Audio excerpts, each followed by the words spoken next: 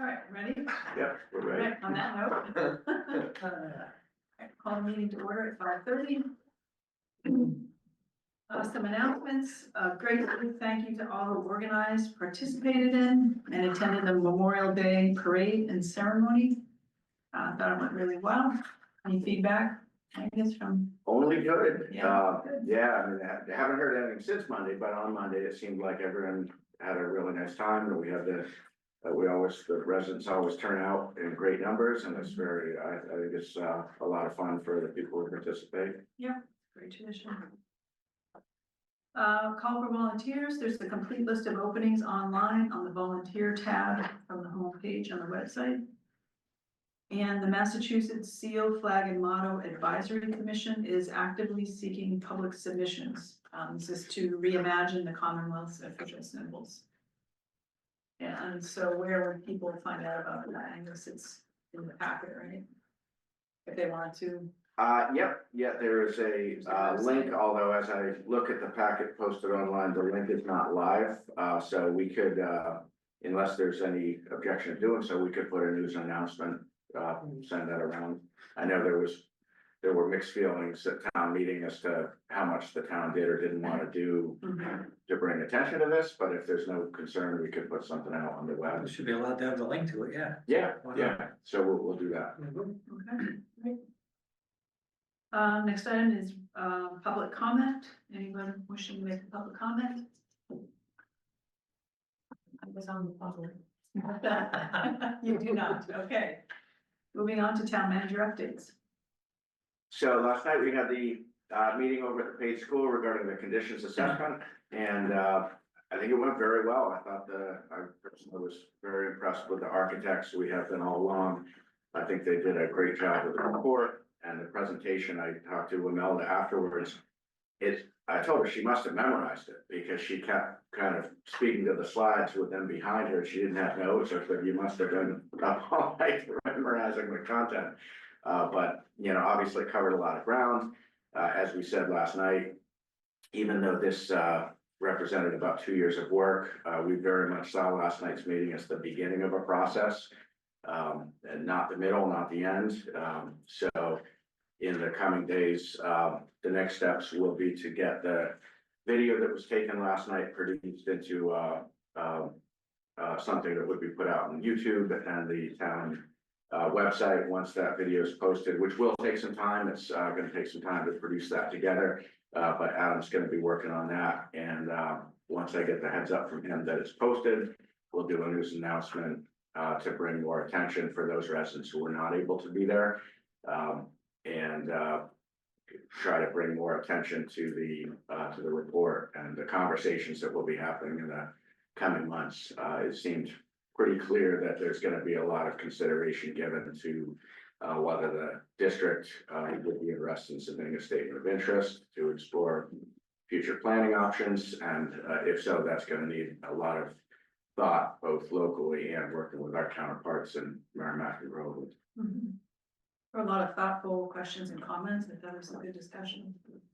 I thought so too. I really hoped that the video picked up those questions. I was a little concerned because it was set off to the side. I know Adam had the directional mic set up. So I'm hoping that they did pick up all of the Q&A. But we'll work with him to, fill in any blanks. That was good. What I think somebody started was to repeat the question before they got it. And I think with the exception of maybe 2 or 3 times that occurred, which I think so too, a yeah. town meeting would be good in the future too, because the acoustics aren't always as clear there. So Right. it was helpful. I do wonder about people not wanting to go to the microphone though. Maybe it's just not a viable approach. You know, people like to just sit where they are and ask questions. So I don't know if we could have a portable mic. We could definitely get a cordless mic. Yeah, that might be helpful. Yeah, that's a great idea. Yeah. Ask another question about the Matterport. I know we didn't see it because on the screen behind us, they were running it some of the time. Where is that going to be used after this? Is it, I don't know. I mean, that's a good thing to talk about. As you know, we have a 6-month subscription that we can pause. right, that's what I've got a shelf life, so you can. Yeah, so we could even pause that, I would do that. Yeah, we could pause that kind of right away and then wait till we have a strategic use for that. Because, while we have shared the link with you as board members, it's not something we would post to the web, but it is something as we have future meetings to have that interactive and available to do those, walkthroughs, I think is a pretty, Yeah, if it's just gonna sit there and age out, we might as well just stop it now and save it for when we Good, get down the that's road it. further. yeah, that's a good heads up. Good. We will have a, follow-up, remote meeting with ENAP. They're through their contract, all of their, scope work is complete. But we will have, discussion with them in the next week or two, just to make sure that we're clear on, what next steps we might anticipate. Because obviously our contract with them is done, so we won't have the benefit of their, kind of dedicated support, for, at least for the time being. So the report that they have, I assume it's available on the town website, It sure is, yeah, and we also have a copy or two, maybe one in town hall available, hard copy, and one at the library. definitely, yeah. There's some people might wanna look through it like that. Cause I think, we were sitting at the meeting last night, and they hit me with a smattering of different issues. And I didn't, if I was sitting there, I'm not sure I saw the critical issues, but when you read the report, it becomes very evident, so I think it's very important for people to read, dig into it a little more. Mhm. Yeah, I think, I mean, we did as much promotion as we could, not just through the normal channels, but also through things like sending it out to board and committee members. But now that the event has passed, I think, once the video is posted, we'll do the same level of promotion for people who missed it. But also, I think, you know, we'll get into this, and I know at future meetings in terms of tangible next steps, but it occurs to me, maybe send a report proactively to each of the chairs, not necessarily every board and committee, although maybe, because it really should be of interest to every single person in town. But certainly those like, you know, capital or historical or, finance, you know, and to look to those committees as a body to absorb the information and just really have us informed a dialogue as we can over the next, you know, 6 to 8 Has it gone to the months. school committee too? It was sent to the superintendent, Jonathan, and I believe they further shared it. They certainly promoted the event. I know they did that. But I had, you know, obviously we had some really valuable input from a member of the school committee last night, and we talked a little bit afterwards and talked about the value that would come from having a discussion over the summer, either with the school committee as a whole, or at least with the West Newbury subset initially, just to talk more about what do we see ahead. Because obviously. I hadn't known until last night, or I should have thought about it, that the district actually puts the SOI out. Mhm. And then if we had the competing projects in the towns, that could be problematic, which it doesn't seem like we do, but, so they definitely have to be involved at a very front end level, so. Definitely, yeah. Should they have.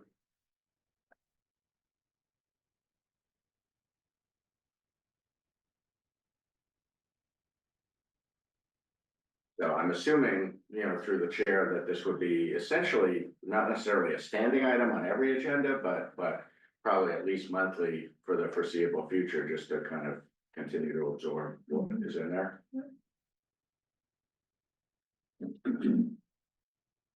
Next item, the Page School crossing with pipe stave. As you know from the prior meeting, we received the bids. We're working on next steps. We had a very productive remote meeting earlier today with our contracts attorney at KP, Tom McEnany, and with Caitlin Barker kind of working, but on a limited capacity with her expanding family. We want to make sure that we're following everything exactly the right way on procurement. It's as a publicly bid project and a Mass DOT project. There's a lot of very specific steps that need to be taken, forms that need to be filled out, so forth. So Tom has been really helpful to making sure that Christine and I don't overlook anything. And I did connect with Caitlin today, and she's actually doing a lot of that follow-up, but we're totally in sync on that. 2 weeks from tonight, I will be asking the board to authorize her as the procurement officer to award the contract. We will be notifying, if she hasn't already, and she probably has, notified the low bidder that they have been found to be the low responsible bidder. So by 2 weeks from tonight, we are looking to have all the required paperwork back from them. There's a certification that is signed by town council that he has reviewed and confirms that everything's in order and that all the forms are properly authorized. And he will be looking for a vote of your board to formally designate that awarding authority to the chief procurement officer. And actually, in related news, I know I said something in my memo about the right of way. As of 2 days ago, it seemed like that might be kind of a hiccup. I mean, there's a lot of steps. I can't tell you in the last 2 days how quickly everyone's moving. I must have gotten 15 emails between yesterday and today, mostly from DOT. Yep, we got it, we've got it. The right of way has now been signed by the person in Boston. It's been placed on an agenda for June 11th in Boston. And they expect to have the right of way signed on the 12th, recorded on the 13th. So I really am very pleased because earlier this week, Christina, oh my God, this sounds like a complicated process. It could be a real delay. And TEC and Kevin have been pushing it right along, but it's just one of these things where they'll only move as fast as they'll move. But I will say in the last 2 days, it seems it's gotten a lot of attention. And so we expect, we can't issue notice to proceed until all of that is done. And it looks like it could be as early as the week of June 16th that we would have the full formal DOT approval. And then when would the work start? Once we issue notice to proceed, it's a matter of mobilization. Okay. So it depends on the contractor, but there's certain performance schedule they need to meet. But it all starts with notice to proceed. Good. Would that need a resident engineer? It has, it's got, that's part of the scope that we have TEC under contract for us to do the on-site inspections. Okay. Yeah. I don't know if it's a resident engineer per se. I'm not sure. I can't remember if that's the terminology. I think it is, but yeah, they'll be making sure everything's done to spec. Coffin Street culverts, that's going forward. Christine is working with, Paul Savigny has been really helpful on the communications with the neighbors and making sure it's really just a matter of getting the easements to reference what are now going to be the record plans, getting the necessary signatures. And because the work, part of it is taking place on private property within the easements, those owners also need to sign the notice of intent application so that paperwork is complete with Concom. So it's really just a matter of like into the details, but the plan has been agreed substantively. There is going to need to be the appeal period with DEP. So, but because we're going to be doing that work primarily in-house, there's not any concern at this point as to whether we can get it done on the schedule, which is the goal is to get those constructed in this later part of the summer when it's dry. Let's see.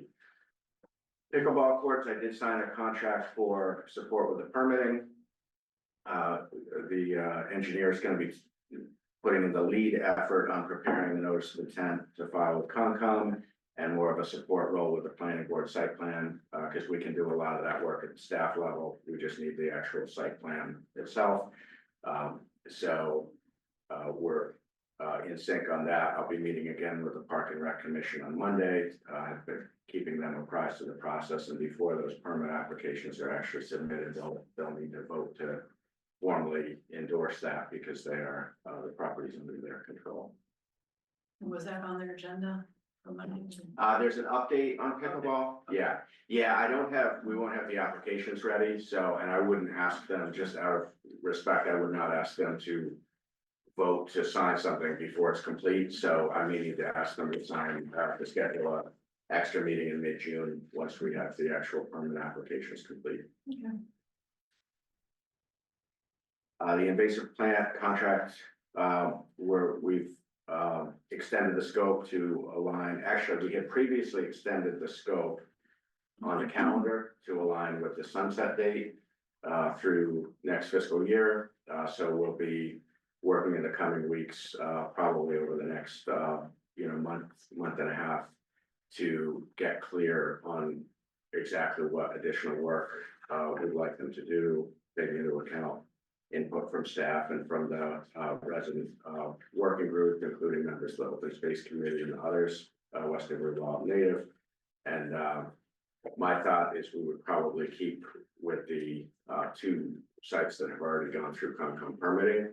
But we'd also like to, the benefit of Brian Collin's advice on more big picture, or what other sites we might want to look at for future rounds of treatment, all of which would require permitting, so it's a long process. This is the spray treatment, right? This is, Yeah. we had not volunteers, but kids actually pulling plants. That was a Correct. direct program. Related but different, yeah, they, my understanding is they cut them and then they spray them with chemicals, and so that's all closely regulated by Concom, and particularly with the Cherry Hill property and proximity to the reservoir.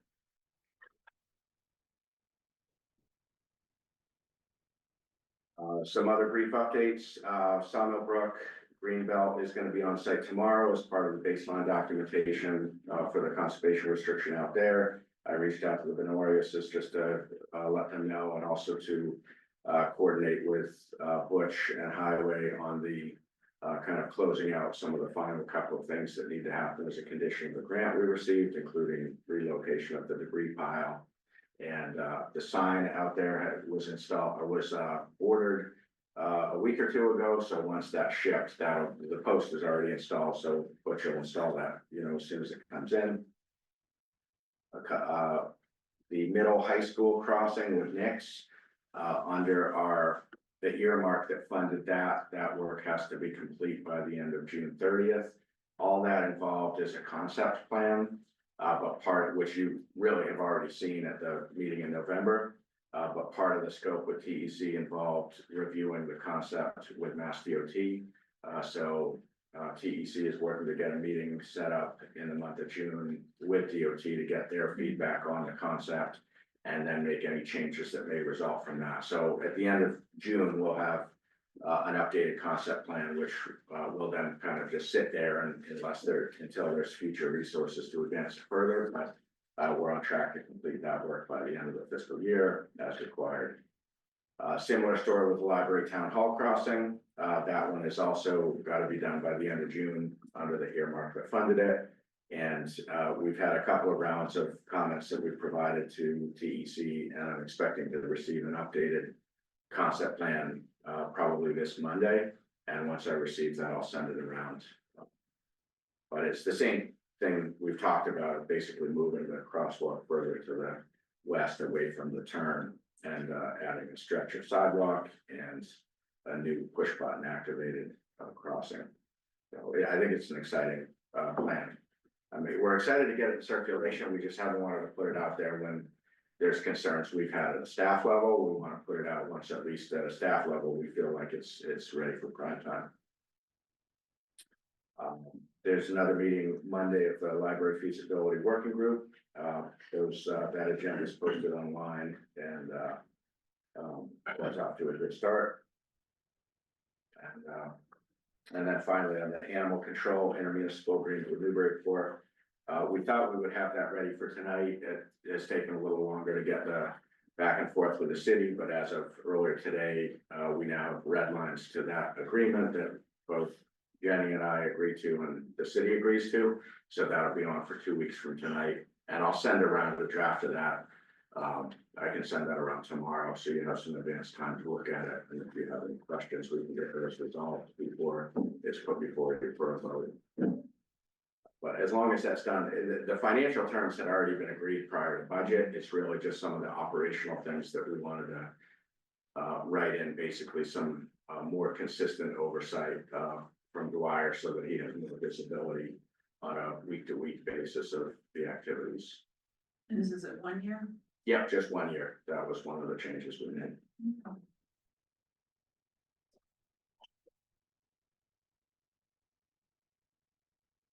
Okay, moving on to action items.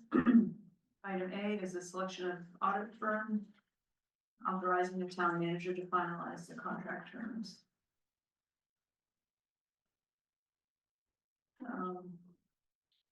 You wanna give an update? Well, so I sent around a memo that the pricing is $10,000 higher with one firm than the other.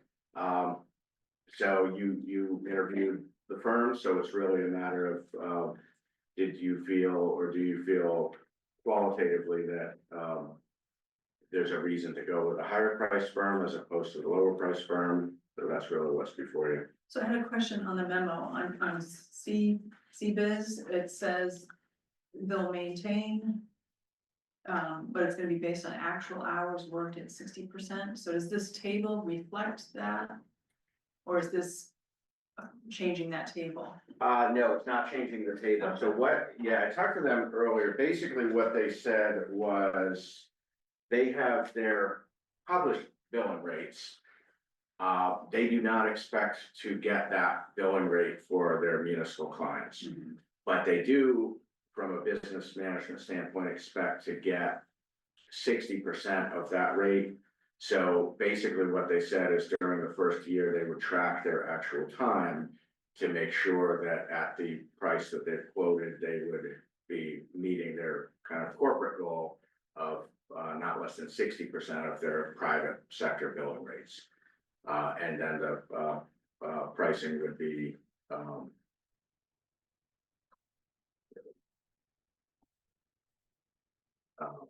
I actually don't have a copy of the memo. I printed it, but I don't have it from it. But yeah, my understanding of it, my understanding was that the second year, they're gonna make sure, let's see. Okay, yeah, so if the actual effort is, allows them to achieve that 60% for less than the stated price, they would bill at less than the stated price. So it's not a fixed fee. That's a not to exceed number, the Yeah. 45,000. And then, for subsequent years, I guess I'm not totally clear as to whether that language would continue to the second year, if it would continue to be a not to exceed amount.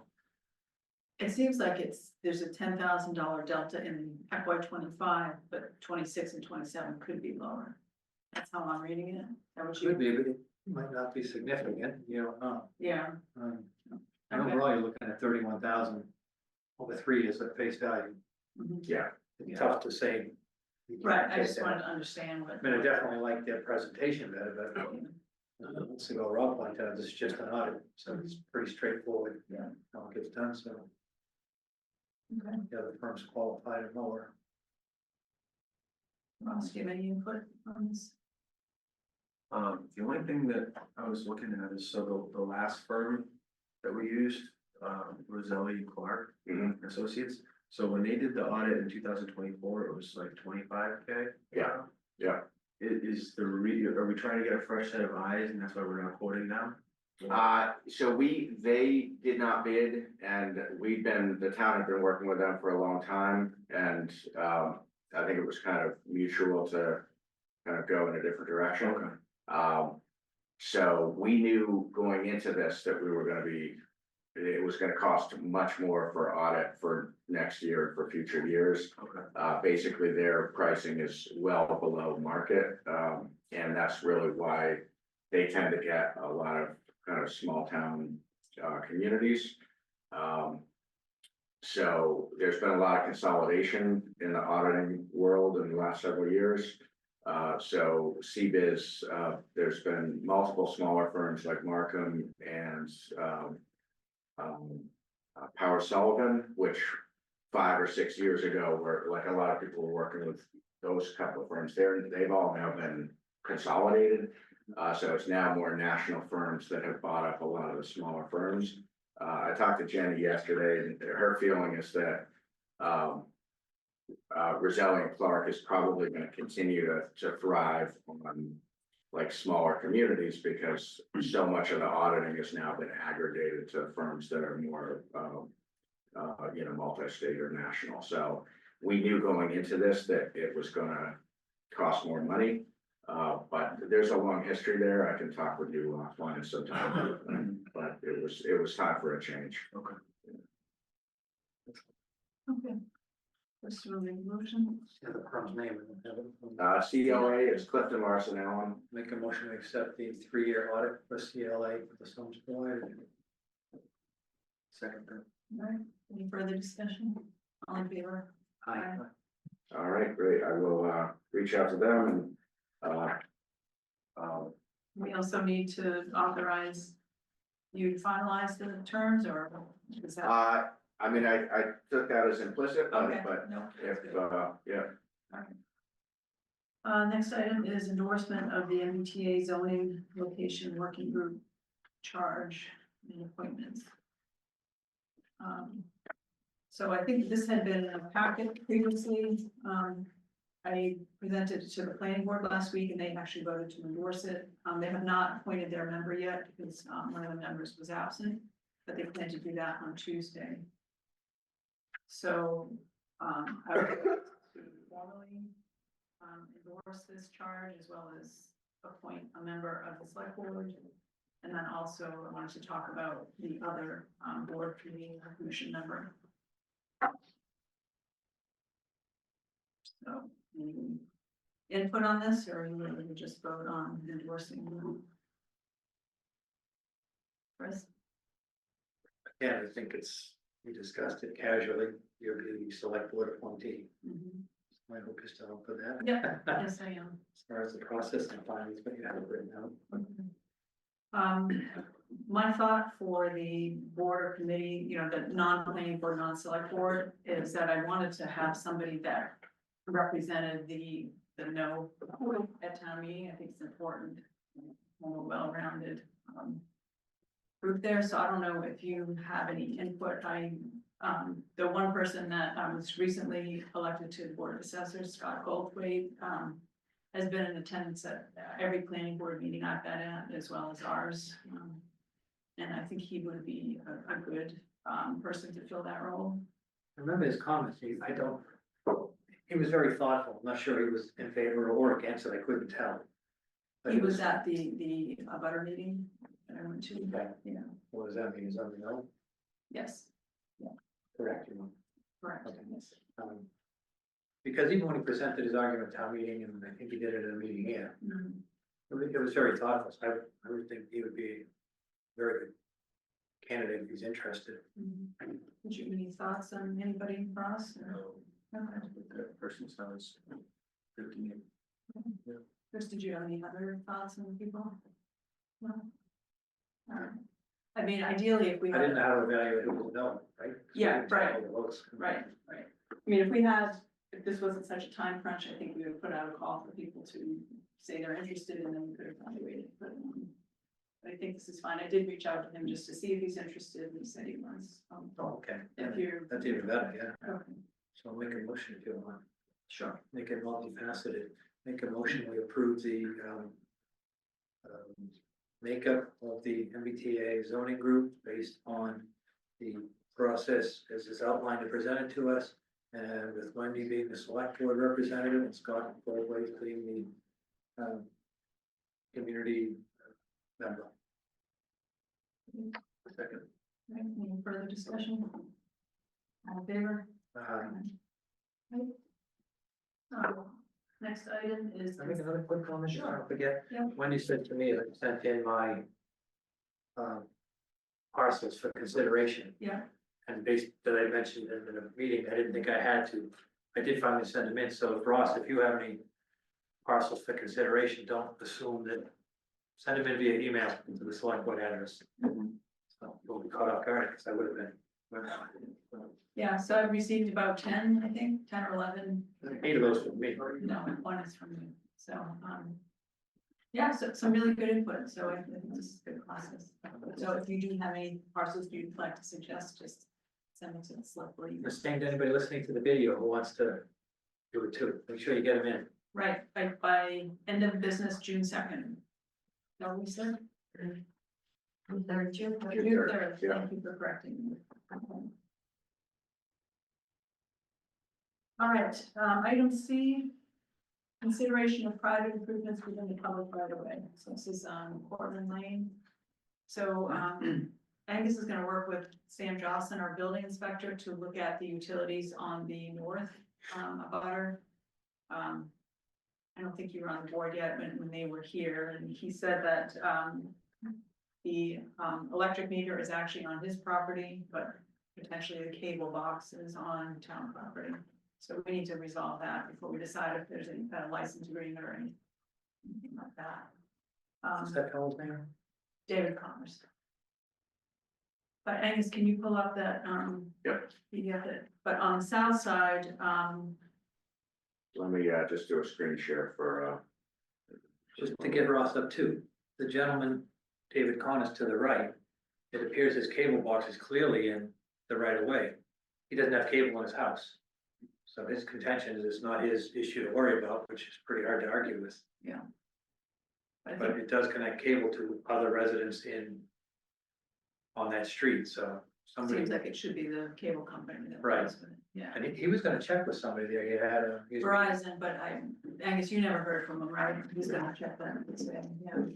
So that L Ross is the town owned property, I'm not sure how familiar you are with this, so that will provide entrance into the, Coffin Street parcels that Greenbelt, bought.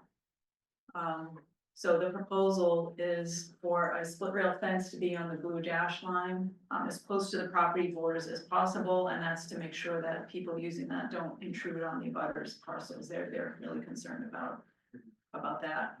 The blue square is the proposed parking area. It's 20 by 24. So you can see on the southern end of that, there's the Neil's mailbox is right at the corner of the parking spot and would be within the fenced in area. And so we had asked him to move the mailbox, and as you see from the emails, he is not in favor of that, so. Just kind of want to discuss. I'm afraid that if it's within the fence line, that if it gets damaged, then it's gonna be, our responsibility then. But a lot of things going on there. I mean, he sent us multiple letters. They are factually grotesquely inaccurate, so I'm not gonna address each inaccuracy within them. But just because they're in our packet doesn't mean we agree with them in any way, I wanna make that clear. Yeah. When he said he's only 5 feet off, I went on to my maps and measured it, it's between 12 and 17 feet. Problem is, when you go off his mailbox, and then you come off the cable box, we have a 50-foot right of way there, with only access to about 25 feet of it. So therein lies a significant problem. I'll leave it at that for now, we got more. I mean, there's more than just the mailbox too, he's got pavement, hot top around it.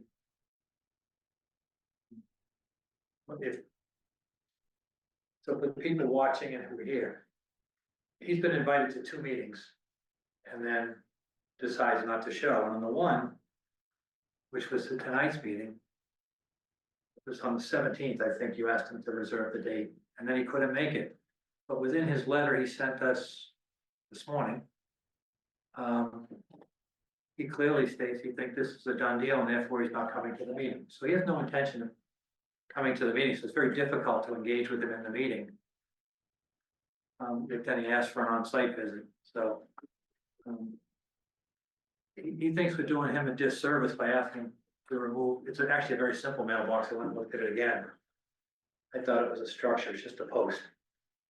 Is And it in concrete? I don't recall. that's irrelevant, you can dig that up in 10 Okay. minutes. I thought it was a stone structure Right. from the aerial view, it's not as big as it looks, it's just a white PVC post in a box, Okay. which could quite easily get dug and put on the other corner. Mhm.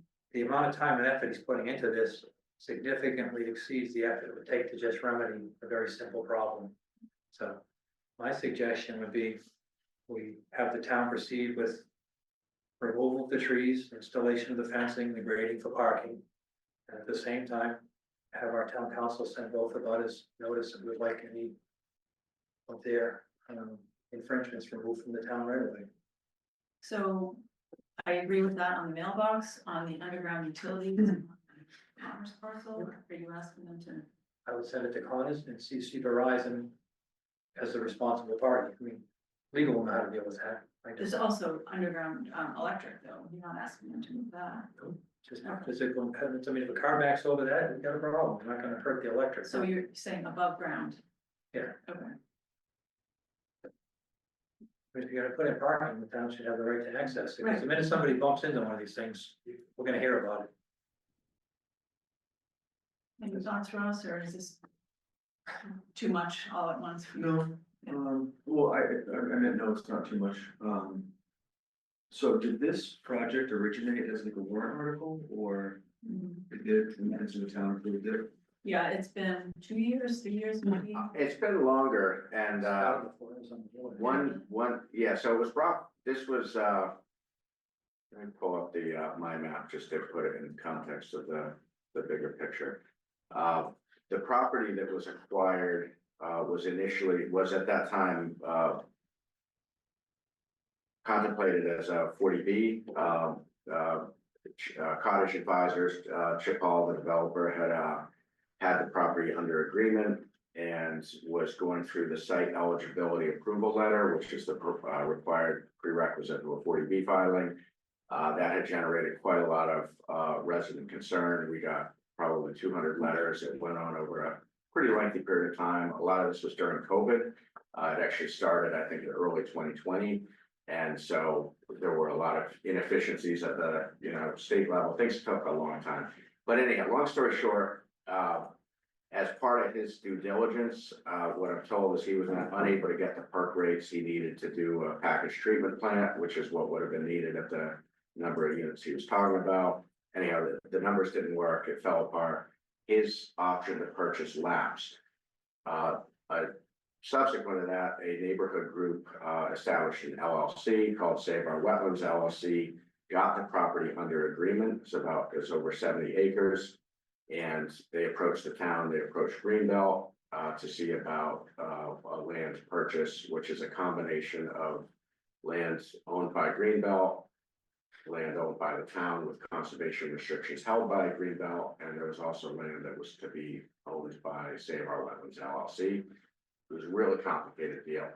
When that went to town meeting for appropriation, there was an exhibit in the FinCom booklet that year showing the land that was proposed for town acquisition, and it showed option A and option B for parking.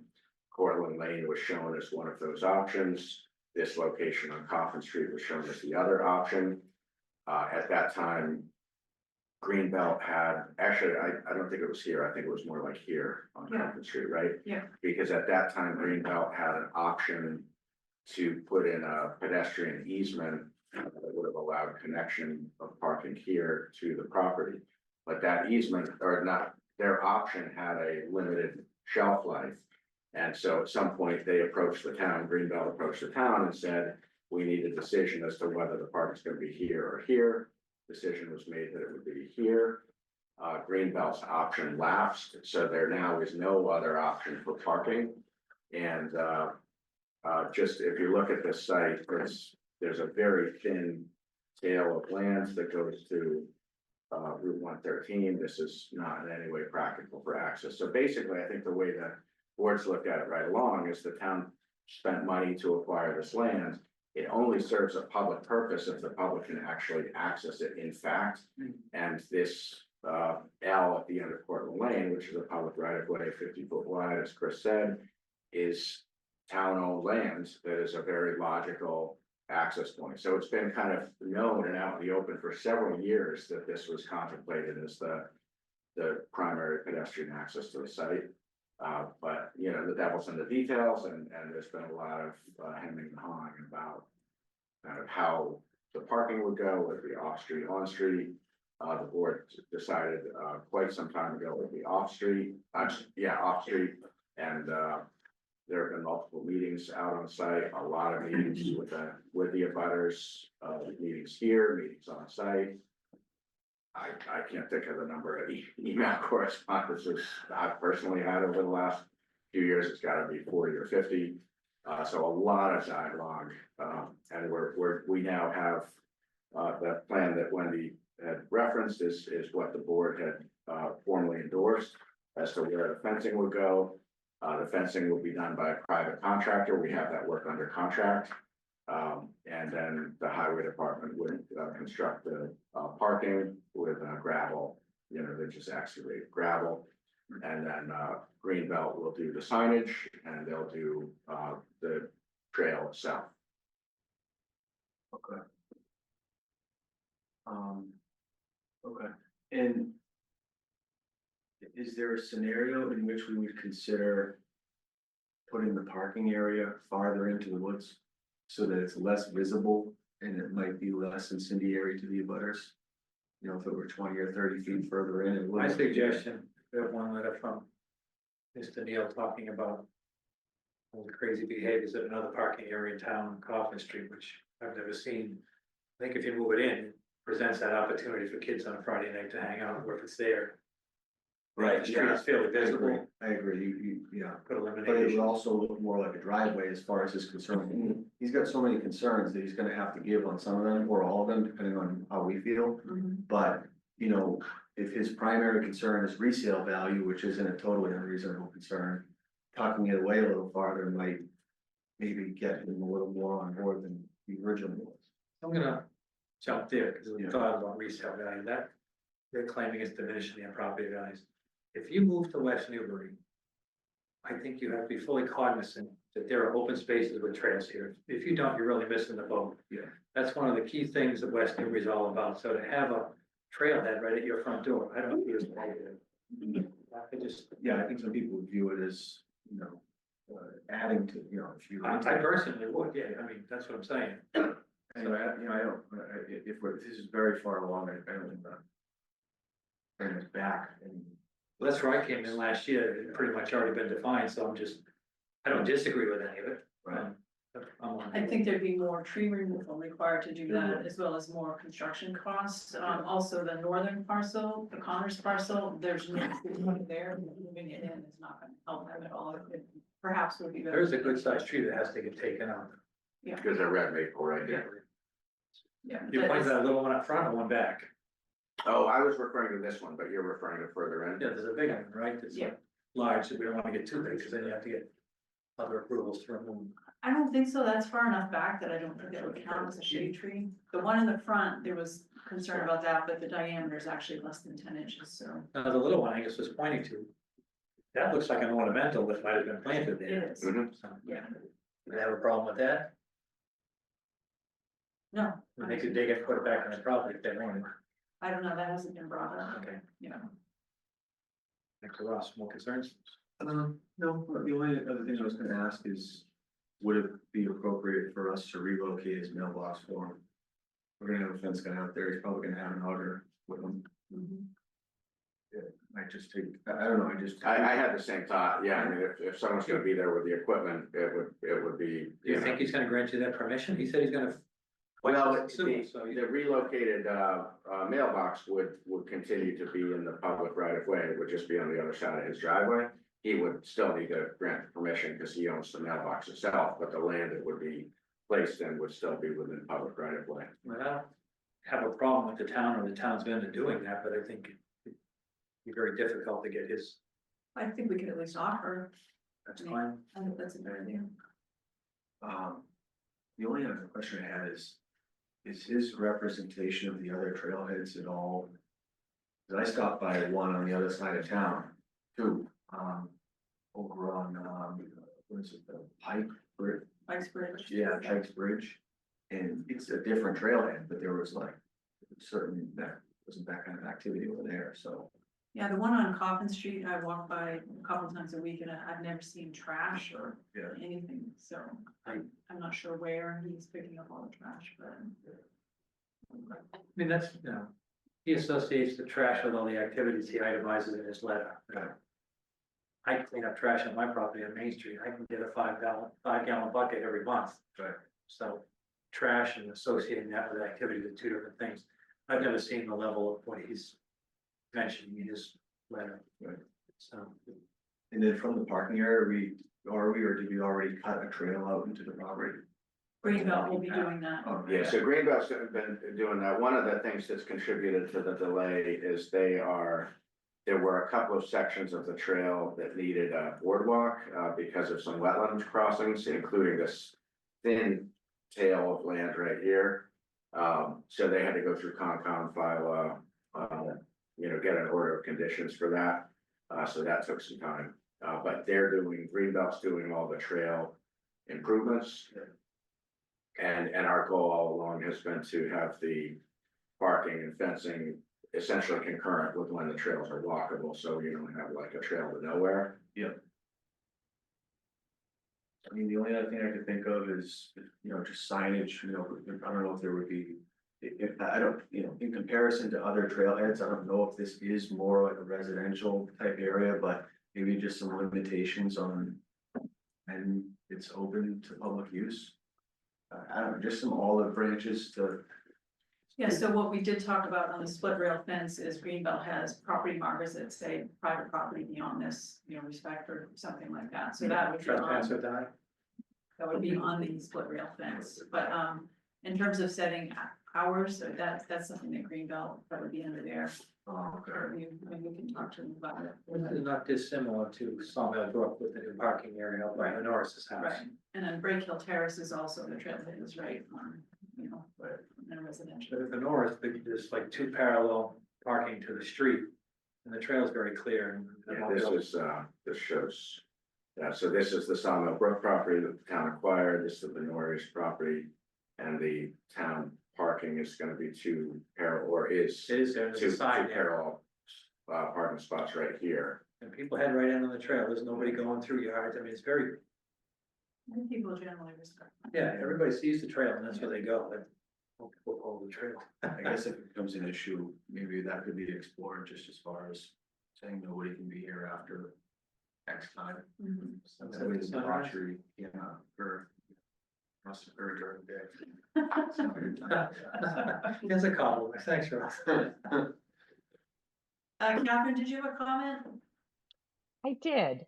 I came in partway on this conversation, so what type of fencing is proposed? I'm assuming that those blue hatch marks are fencing. Yeah, split rail fence. Split rail. Okay, so it's not going to provide privacy to the people on Cortlandt. No, the intent of it is to demarcate the boundaries of the town property and the private property. And to be kind of a rustic, Yeah. like, Yeah, not a neighborhood design. galvanized, yeah. Yeah, Okay, and gravel parking, is that what we're Yes. talking about? Yeah. Okay. So to address the concern about home sale values, as a real estate agent, I can tell you that this should not impact the value of the abutters in any great fashion, in my opinion. I actually find that when neighborhoods have direct access to conservation trails, that it's actually considered a plus and not a negative.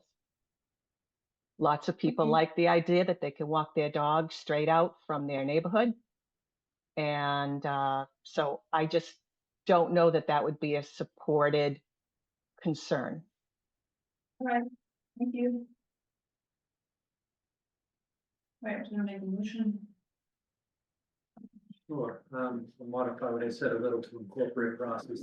I'll make a motion to town continue to put in the fencing, remove the trees as required, grade, and first step with the abutters is to send a letter to Mr. Neal to see if he would authorize the town to move his mailbox. After his response, if it's positive, we do it. If it's negative, we then ask town council to send a letter to both Mr. Neal, Verizon, and to the other abutter to remove all encroachments in the town's right of way. Any further discussion? All right, all in favor? All right, thank you. Next item is approval of a cable access manager job description.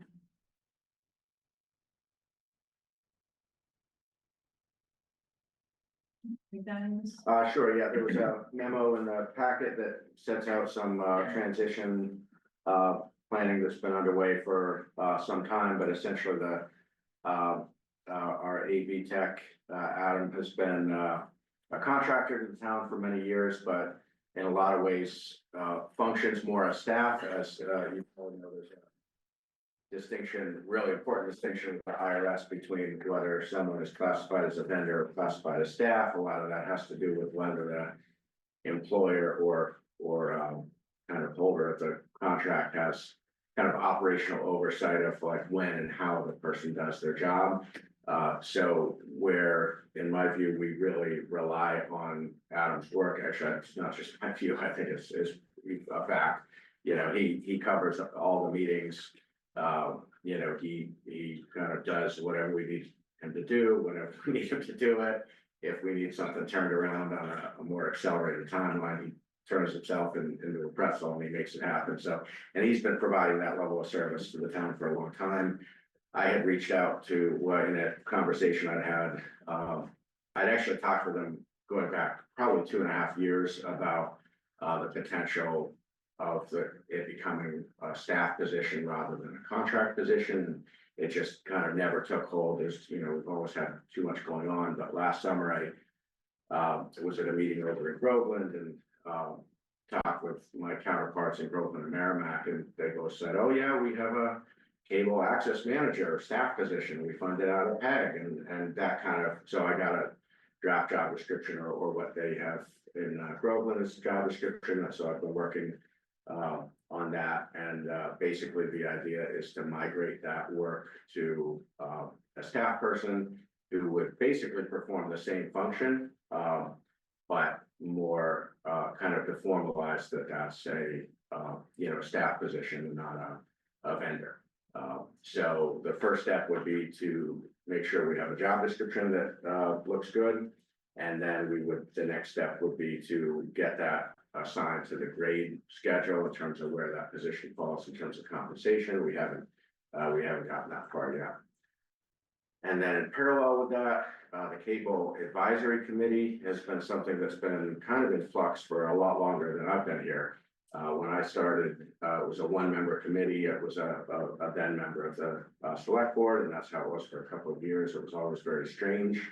In a 1-member committee, and then there have been efforts to kind of reinvigorate that as an operational body, and it's been kind of 2 steps forward, 1 step back, and you know, what I've observed is some inefficiency with decision making or kind of process, you know, approval of process payments, and then back in December, I had a conversation with town council relative to the updating of or renegotiation of the cable franchise agreements with Verizon.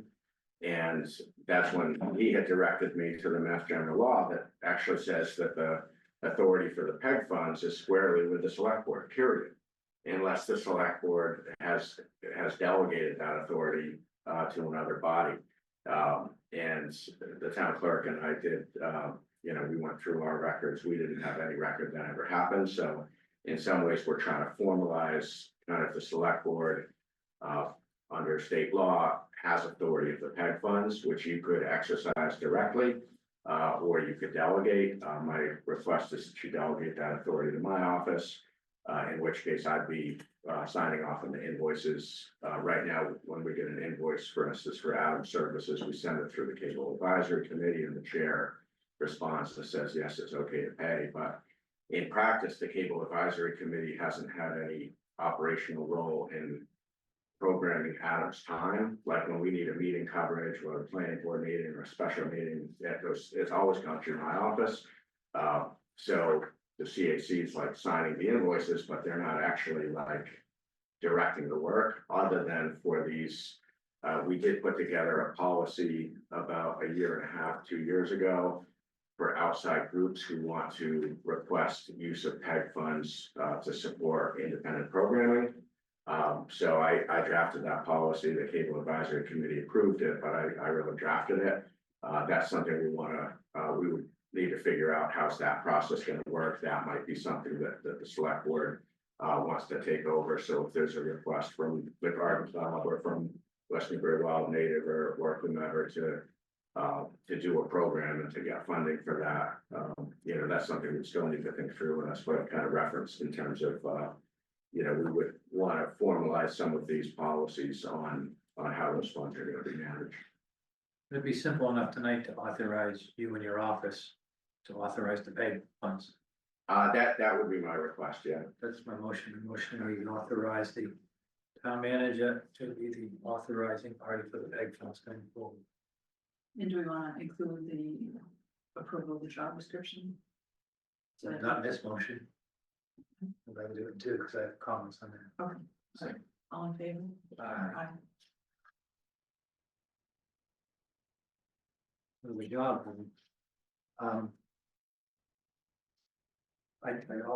I prefer to hire vendors and subcontractors when possible. Adam does a great job first, let me start with that. Does he have other clients? He does, I don't know if he has other clients in this kind of like recording. He does do, kind of AV related work. So he is an independent contractor by yeah. government definition, so we have Yeah. no Yeah. concerns there. Yeah. I mean, I'll go through my comments and you can correct me as to why I prefer to keep vendors over employees, because if we bring them on as a staff, you gotta assure them so many hours a week. Pay, hopefully the PEG funds can support that, but then there's gotta be other benefits. I assume insurance, things like that. So it becomes more cumbersome, you know, he's just billing you an hourly rate, he's included his own insurance. It's a pay as you go, which seems better than, Is this a benefits eligible position, Angus? Is that your intent? No, it wouldn't be, it would definitely be below, the 19 hours a week, but, you know, but it's good questions. I wanna hear all the questions, maybe we, I can come back with something more to respond to the question, but no, I certainly I mean, haven't. you've gotta match the FICA funds, it's not as simple as Right, he's right, getting the same rate as he's getting, because it's Correct. gonna be correct, more yeah, money, and then if it is supported through PEG funds, that's a whole, I mean, I know there's a lot there currently, but that's gonna be changing too. Mhm. I think it needs to be looked at a little deeper, I guess, I mean. We talk about, contracting other things if we could, you know, Mhm. we're we're going to contract things in one direction, but yet to bring this one in as a staff position, just seems odd to me. Nobody else's thoughts. So you said it would be part-time, like less than 19 Yeah. hours, you said? yeah. And, in round numbers, about what do we spend per year currently? About 20 to 22,000. And you would try and make it equivalent prior to burdens and things like that, or? I haven't run that math, so that's something I could come back with. There's a certain amount appropriated each year by town meeting, so that would be the cap on PEG funds in any given year. And that number's been unchanged for the last couple of years. Typically, the actual expenditures are well less than what's appropriated. The last couple of years, including for FY 26, 40,000 has been authorized. But actual expenditures, it was a little more last year because we had some capital equipment. We upgraded the server for the cable. But if you look just at operating costs, we actually I have a spreadsheet that shows all the numbers and all the expenses. I don't have it in tonight's packet, but it was part of the backup materials for that article for the spring. I can include that in the next discussion. But that wasn't all, the vendors' cost. Correct, yeah, no, I think but it was breaks about it. half of that, right? It was the vendor cost was in the 20 to 22 range is my recollection. And then the additional amounts were to support some of the outside programming requests that had come in. As well as some equipment purchases. I mean, I think that'd be helpful to see towards Rob's Yeah, I point, can- what do we pay? Yeah. How many hours, at Yeah. what rate, where does that get us? Mhm. And also weigh that against the balance that's gonna be left in the PEG funds. Good, yeah, I can definitely do that. I don't know if Ross knows, we have this, the cable companies.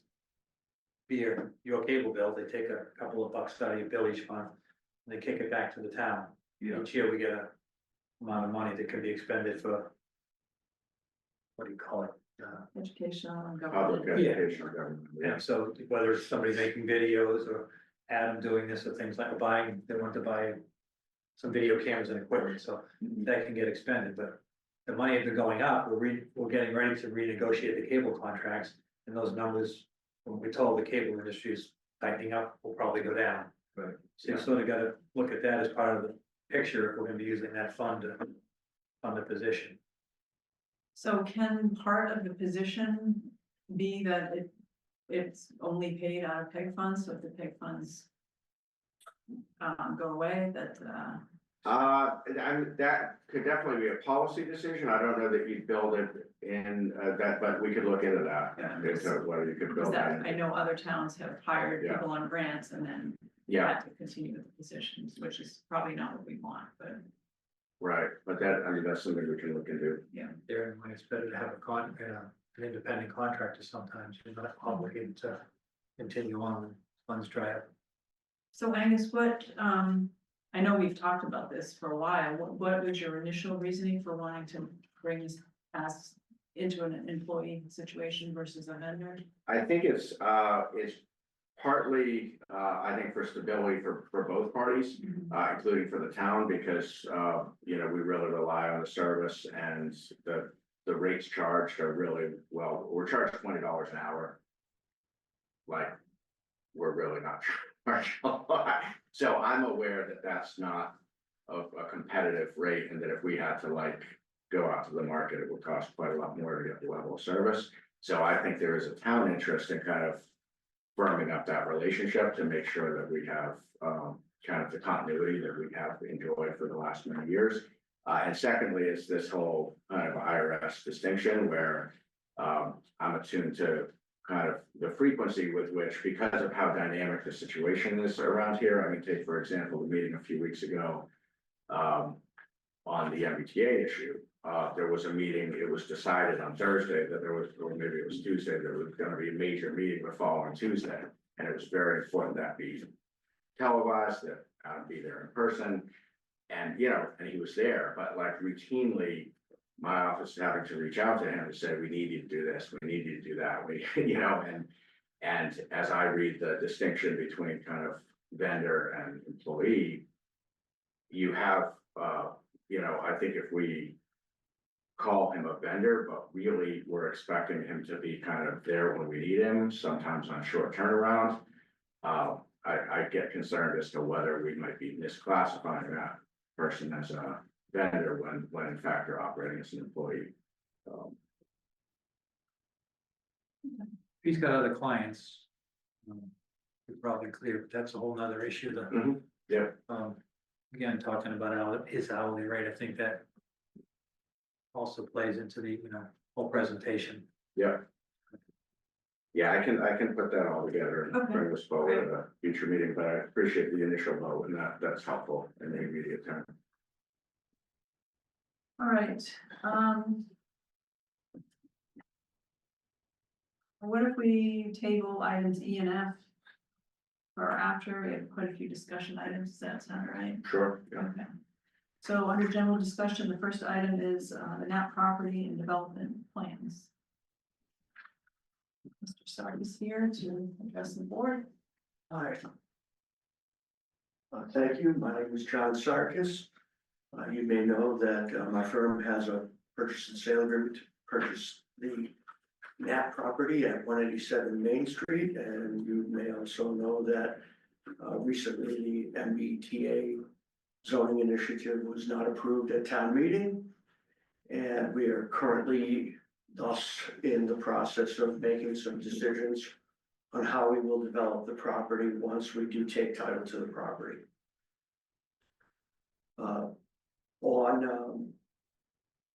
On my plate are ideas such as developing it under conventional zoning, developing it under open space zoning, and developing it under 40B. At this time, we have contracted with consultants, a small handful of consultants to further explore the possibility of developing the property under 40B as a multifamily project, probably limited to the 90 bedrooms or the 10,000 gallons a day for the septic capacity. I moved to West Newbury, I think it was 1995.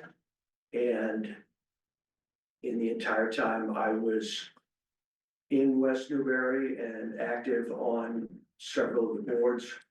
I saw numerous efforts to create affordable housing. And I even participated in some of them towards the beginning of my time when I was active in town. And I saw all of them fail. In light of the fact that, this would be a private venture, possibility of success is radically improved. And I wanted to let this board know that I would entertain the idea of a so-called friendly 40B under the like a local initiative program setup. And suggest that if this board and other boards were serious about getting something built and wanted to partner with a capable developer, boards might choose to gain an understanding of what's involved with LIP, local initiative, and gain an understanding of what the town's options are. As I'm doing the exact same thing on my side right now. To give you a sort of baseline, I mentioned earlier the 10,000 gallons a day. That is not hard and fast. If the property were divided into two projects, each one would be permitted 10,000 gallons per day. I don't see that happening. I feel that dividing the property into two sites introduces other site constraints geometrically and topographically. But it is a possibility that we are exploring at this time with our engineers. And I think additional soil testing will bear that out or prove that out one way or the other. But for now, I'm guessing that's not going to be the preferred option. With 10,000 gallons a day, the capacity, the density of a project would be, if not restricted to elderly housing, would be roughly 90 bedrooms. If it were restricted to elderly housing, a total of 66 units could be built.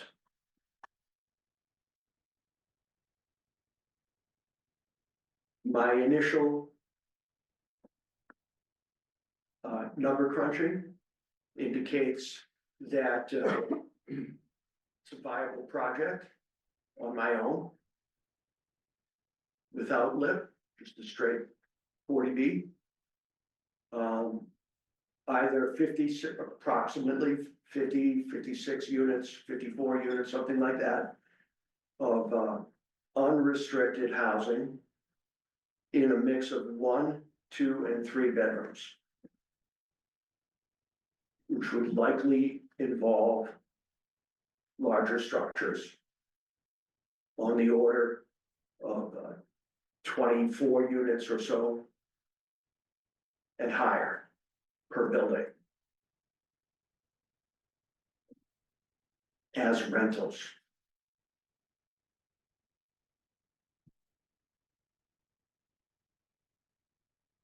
The elderly project of 66 would likely be something like 2 buildings and would also be rentals.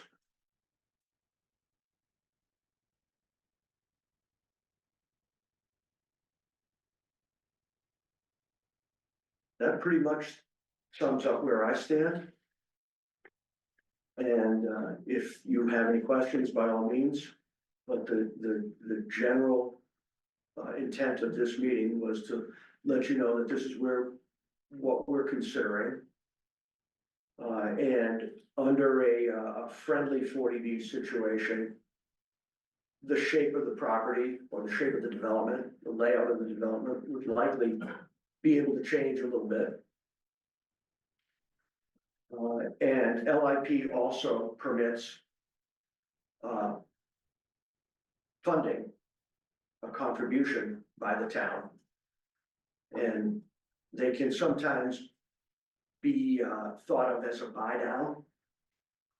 So with a contribution from the municipality would therefore have, of course, some say in the design that is ultimately proposed. There's a lot more to it, and I honestly don't have all those answers and that knowledge. That's why we've engaged a consultant to help me out. And I would, if this board is at all inclined to go down that road, I would strongly advise engaging a consultant sooner than later.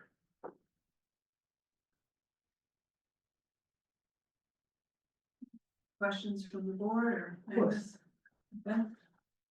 First question, correct me, what's the affordable percentage, 20%?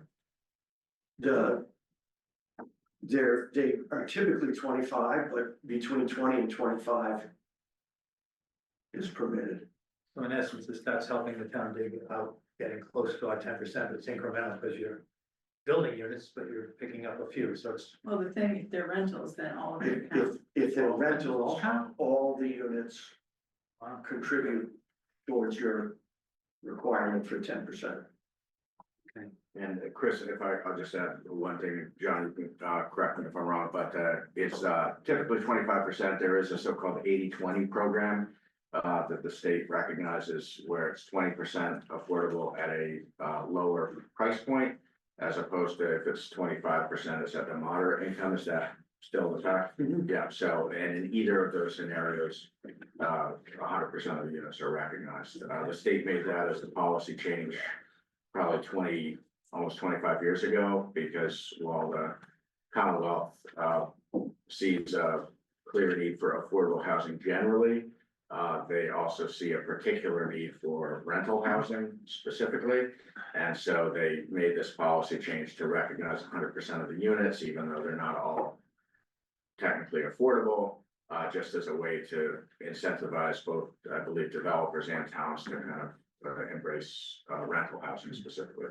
So I thought I went to all your presentation, the one planning board had, the one you were at. I think it's a shame the MBTA didn't pass. Personal feeling is, I knew you many years ago. You're genuine, I suspect the project is going to get built. I know whatever you build is gonna be reasonable and pretty good. I still think with that said, the MBT would have been the best one for the town, but that boat has sailed. So then after the meeting, I said, put myself in John's shoes, what would I do? It would be a 40B simply because I know the downsides to the other options. And I know everybody flinches when they hear 40B, they think it's some terrible thing. I don't think it's that bad. I think it can be done well. And to hear that the rentals can count, I think is even better. So somebody will have to, maybe you get a consultant, explain to me the difference between a friendly 40B, because I know there's gotta be a lot of components to it, versus a standard 40B.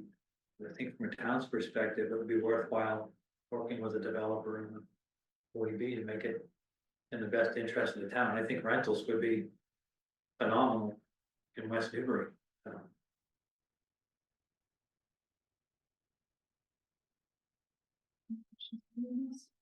So, Chris, you were saying, there's probably a lot of difference between friendly and conventional 40B, but were you saying, that one of the bigger differences would be the ability to have some influence over design on those two things? Correct. And what would drive I don't like the word influence, but input. input? But I mean, some substantive bit of input, right? The Not bottom just like, line- hey, do this, think about it, no. That's right. The bottom line is the town joins in and signs the application. So it doesn't have to sign the application if it doesn't like the design. And so at this point, you're only evaluating rentals? Is that what you're saying? 40B as sales probably won't work on a financial feasibility situation right now. Okay. And lastly, what kind of factors are driving going elderly versus unrestricted? Great question. It's never a good idea to put all your eggs in one basket. The only real benefit to going elderly is that your septic design is altered by that. Elderly has a septic requirement of 150 gallons per unit. So if it's a 2-bedroom unit, restricted to elderly, the design of the septic system is 150 gallons per unit. If that same unit were to have 4 bedrooms, it's still designed as 150 gallons per unit. Unrestricted units are designed at 110 gallons per bedroom. So a 2-bedroom unrestricted unit means I have to design for 220 gallons of septic versus 150. Okay. So typically, you'll see a developer in a rural area where you don't have sewer. And on a site like this, for example, max out his septic capacity because he could put 66 units of 2-bedroom elderly housing or even 4-bedroom elderly housing on there versus 30 3-bedroom townhouses unrestricted. And there's the biggest buyer of condos by far in an area like this is your elderly population. And It's just, also one point of distinction, so by elderly, 55 plus, which I know, I'm one of them. I know, yeah, so, but I just, for those who are watching, the term elderly is being used because that's what the law Right. says, but by elderly, it means 55 and over, which is really not. Yeah. elderly. Well, the other thing to understand is when I first got involved in, I'll call it senior housing. When I first got involved in senior housing more than 20 years ago, my studies then, they were still a relatively new type of development. There were those around, but it became much more popular some 20 years ago at the beginning of the baby boomers getting to that age. But I personally sent mailers to 1,400 units of occupied elderly housing for sale, that were for sale condos in Acton, in Topsfield, in numbers of towns. So that was something like 20 or 25 different elderly housing projects that I found. I collected the mailing list for each of them and mailed letters and got an overwhelming response back. It was a questionnaire. How old were you? It was a long list of questions, but one of them was, how old were you when you purchased and moved into your current unit? The average age was 72. And about 80% of the units were owned and occupied by a single female. When you get into the rental situation, the numbers don't vary all that greatly. But they're almost all occupied by singles, male or female. And the age is even older. So, as an impact to the town, elderly is essentially no impact to the town, and it's just a tremendous source of revenue through property taxes. Looking at the non-restricted side, You will get single professionals, you get young couples. Still, the vast majority will, if they're for sale, will be elderly, over 55. If they're not for sale, if they're just rentals, you will have a higher percentage of transients, divorcees, young folks, younger folks moving in. You'll have hardly any families though. Here in this location, It's not age restricted, you mean? even, yeah, not, that's right, not age restricted. Do elderly count fully towards the affordable component? I know they did used to many years ago. They do. They do. That's changed.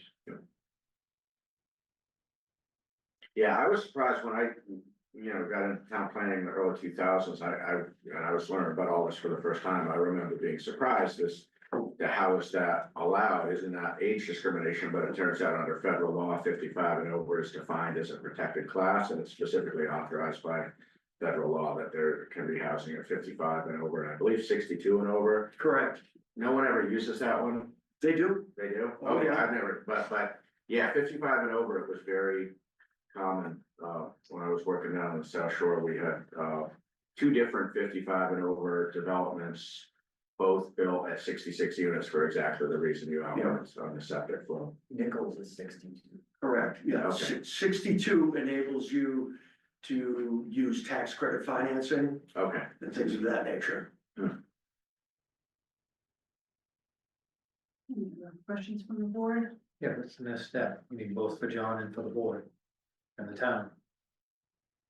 do you wanna open the public Yeah. comment and then Did you come have back to any it? questions, Angus? I don't, but, Okay. we have a Ellie, question. Are you okay if I take questions from? Sure. Okay. Anybody here?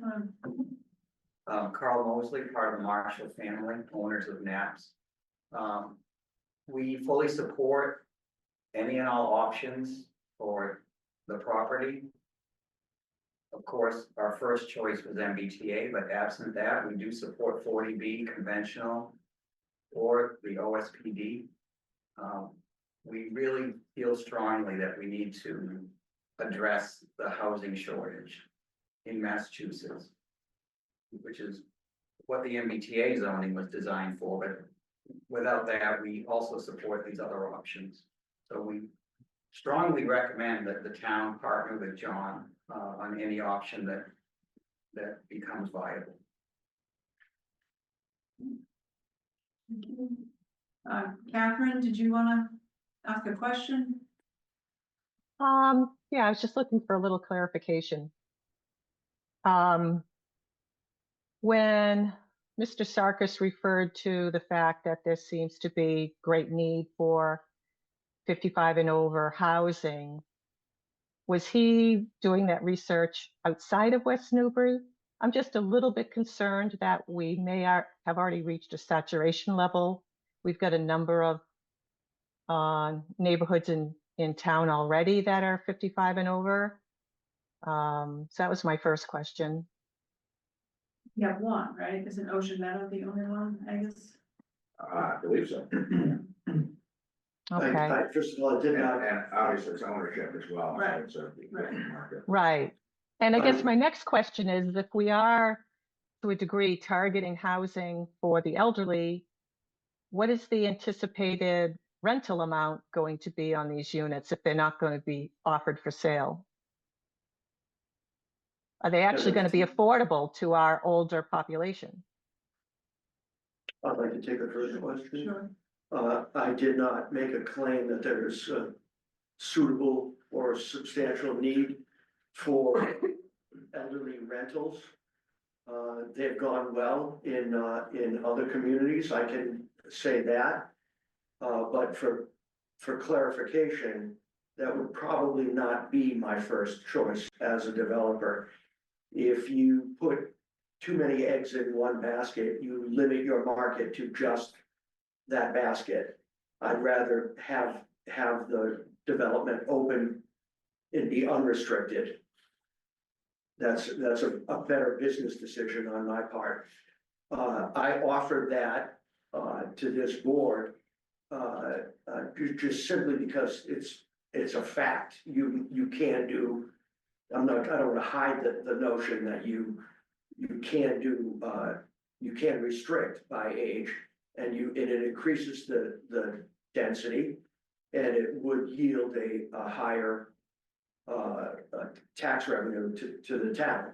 It's a consideration this board should make. I'm not saying that would be my preference. In fact, with what I know today, which can change, it would probably not be my preference. As for the rental rates, that is something that the board would have to educate itself on. The rates are set as a result of 40B. It's not much that I control. At least the 25% are firmly dictated by government policy. I suspect the unrestricted units are whatever the market will bear. But it's also important to know that under any 40B project, the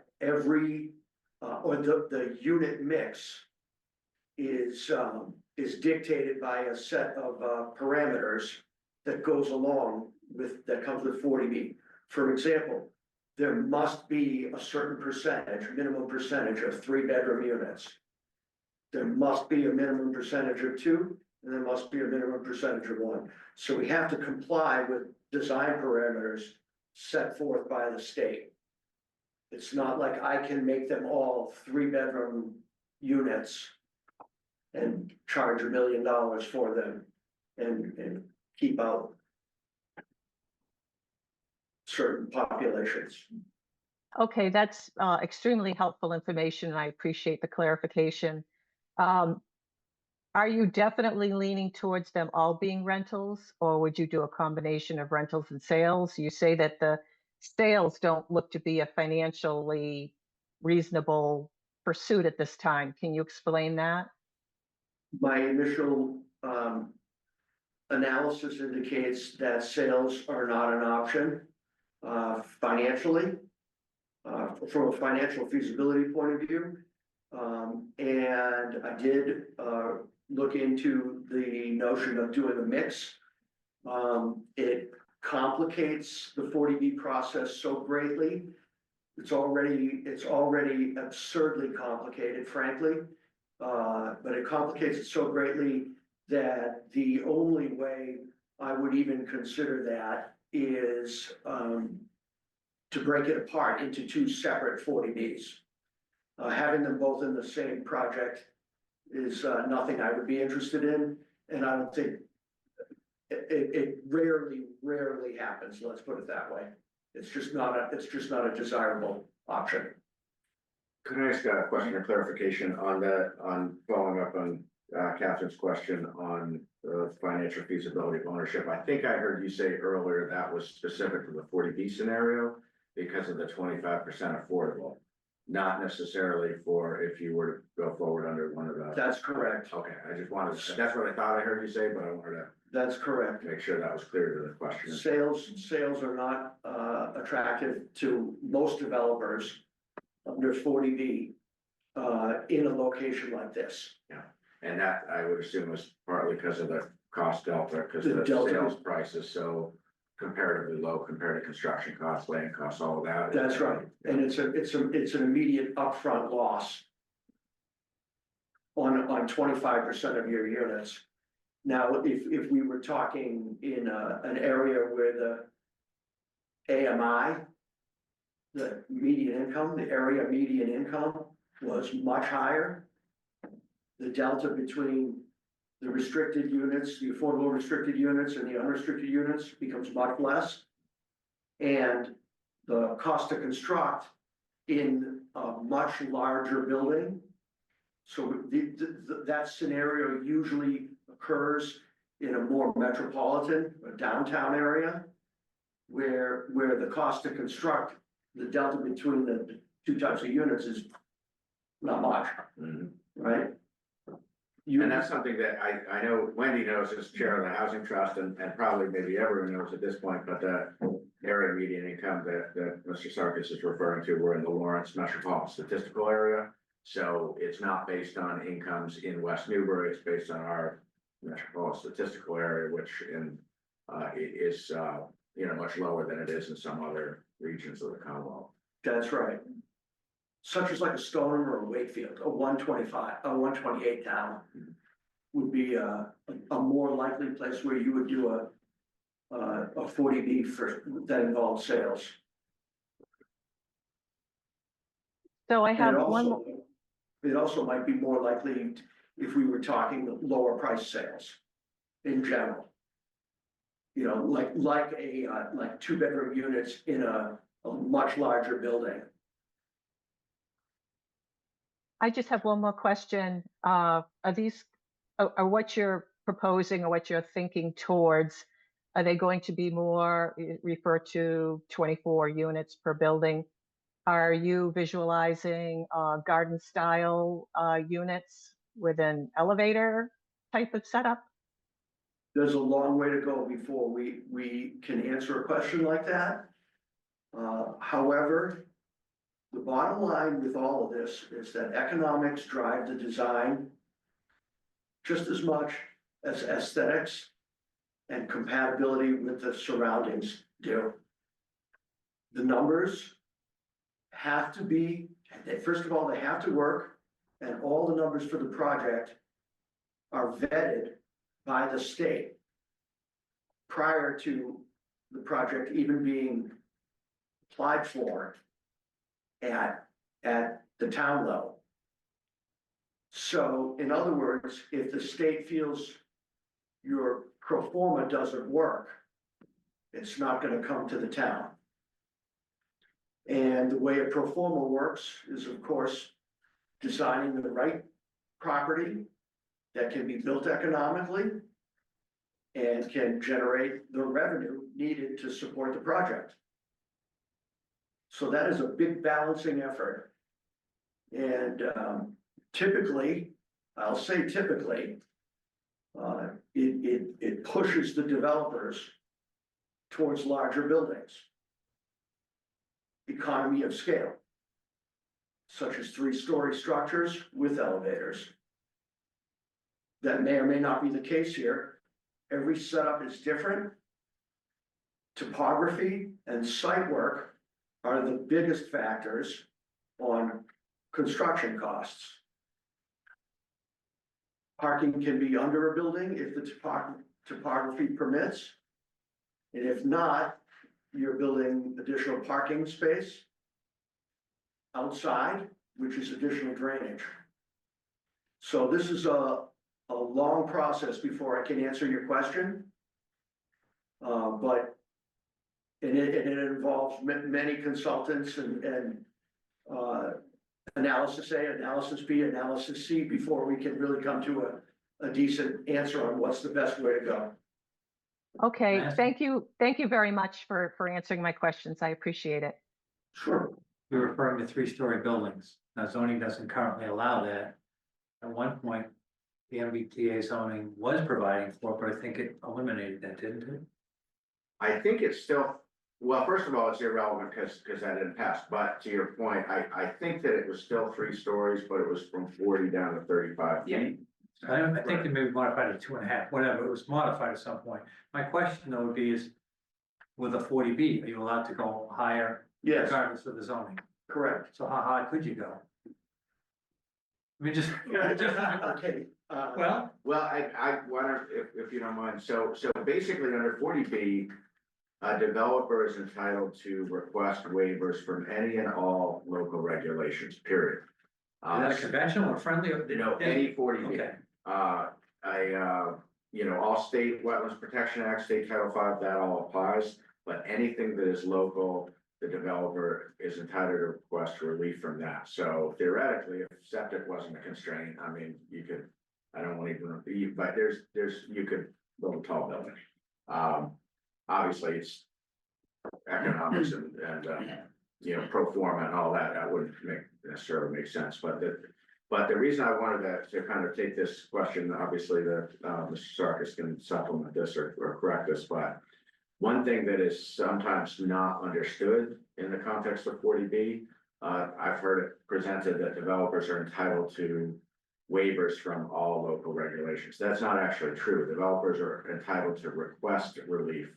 But they do have to demonstrate the compliance with the regulations as written would basically be financially infeasible. So there is some back and forth that goes on in the 40B as the permitting body and the developer kind of, you have to basically agree that the compliance with the regs is written or financially. This is where, I don't know what the difference is between a conventional and a friendly, what, if any of the criteria change, or if it's just a legal definition? My understanding, and I think probably Mr. Sarkis knows a lot more about this piece, I'm sure he does than I do, but it doesn't really change the legal framework for 40B and the entitlement to request relief.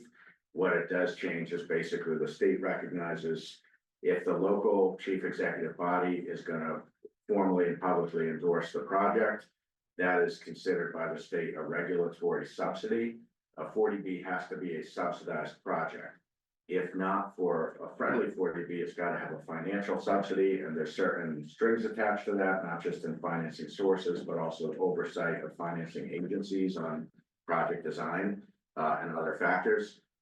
If it's a so-called friendly 40B, that is recognized by the state as a regulatory subsidy or kind of relief from, some amount of local support toward the relief that would be presumably needed from the local regs. But I'm sure I'm missing things, but You've said it well, actually, the big one, other than that, is the funding sources. Mhm. By going to a LIP, it opens me up to other funding sources.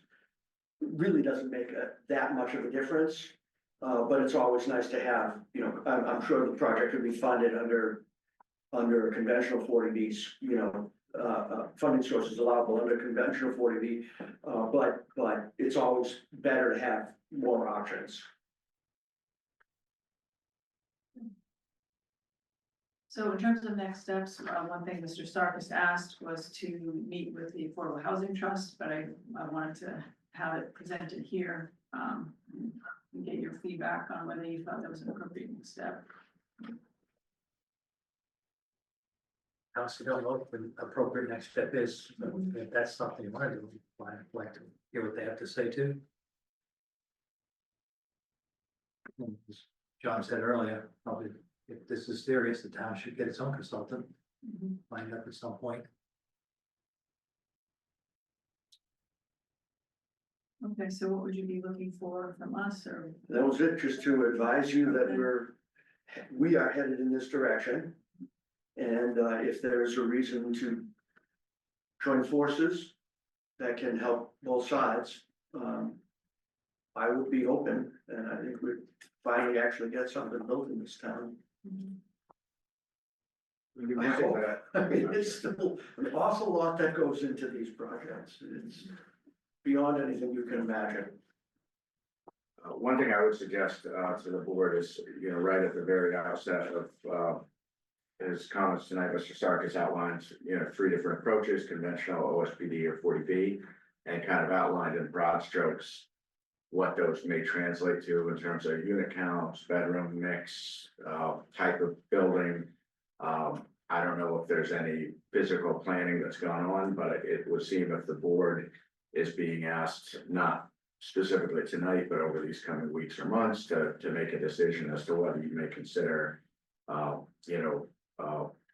aligning on a friendly 40B, it would seem that the board would benefit from some more detail on what that might look like physically. So I don't know if that exists or how that would be shared or what would be the right venue to share that. But I would think if I were in your shoes, I'd probably want a better idea of how that would play out in terms of what's actually constructed. Under all of the scenarios, right? Yeah. Essentially, yeah. What do you think about that? So I specifically didn't bring 40B type plans tonight because they haven't been fully vetted or sufficiently vetted for public discussion. The plans themselves. As I stated, we've run preliminary feasibility, and the indications are that we need to take it to the next level. And thus, we've consulted, or we've contracted with consultants to do that, or assist me in that process. As for, the conventional subdivision and, an OSP, those are pretty basic. I showed plans, during the, public hearing that we had for the, MBTA presentation. They're available on my website if you wanted to take a look at those, and they don't change much. It's a cul-de-sac, a straight cul-de-sac right down the middle of the project. And houses on both sides of it, like we've all seen before, as a conventional. And OSPD looks just like the MBTA plan that I proposed, or thereabouts. Very similar density. Great. As for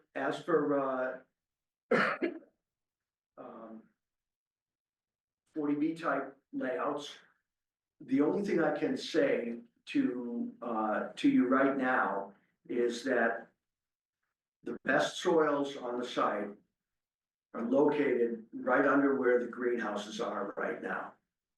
We've done soil testing on the entire front half of the site. We haven't done much, if anything, in towards the back yet. But we did do some tests towards the rear, and it was clear that the front was much better. This is how we work these sorts of things. When you get to a ridge like you have at the top, you go back to the other side, go to the other side. Soils on the other side are rarely what they are on this side. So we tested back here, it was okay. We went tested over here and found very good material in the front of the site. It would be brainless to put the septic anywhere other than the front of the site. It has the least physical impact and the best functionality. So what that does is that automatically under OSPD and under a higher density situation like a 40B, that immediately puts your building construction towards the back of the site. Just the way that long, narrow parcel lays out. So when you get to the back of the site, or from the crest, let's say, going towards the back, you have the opportunity to fit, as many units as we can fit for the 10,000 gallons a day in the back half of the site, however it makes the most sense. Again, generally speaking, limiting the amount of earthwork is key. Limiting the amount of earthwork involves going taller. More pavement and more impervious surface increases your drainage requirements. And that's the most expensive part of this job, of any construction site, is accommodating drainage. And then, of course, there's a limitation of how high you want to go or can go. As soon as you get to a certain point, you get to steel, and if you get to that certain point, you might as well go 10 stories more. So we would be under that. So what, four stories is the limit for a stick mill, right? 4 on top of a platform. Okay, yeah. How long do you think until you have actual conceptual plans to share? I wouldn't even bother to draw conceptual plans for the purpose of a lip until there was a reason to know that the town was even interested in doing a lip. I mean, I can put boxes on a plan, or I can identify a buildable area on a plan. That's easy enough, but that's basically what it's going to be. Can't show the style of the buildings, or anything like that, really. It's a long process on how to figure out the most balance everything that I just described, economics, Yeah. aesthetics, return on investment, and all that. Lease up time. Snow management, trash management, it goes, it's quite a bit.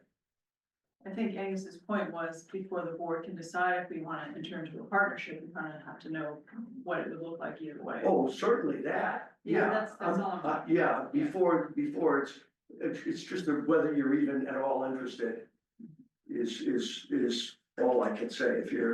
If you feel that it's best to let this stay in the private sector, then fine. If you feel it's best to investigate this, then we can have a meeting. Start with a developable area Mhm. and maybe some photos of other successful projects. Mhm. But in terms of positioning them and all that, there's a lot more that has to go on before we know that.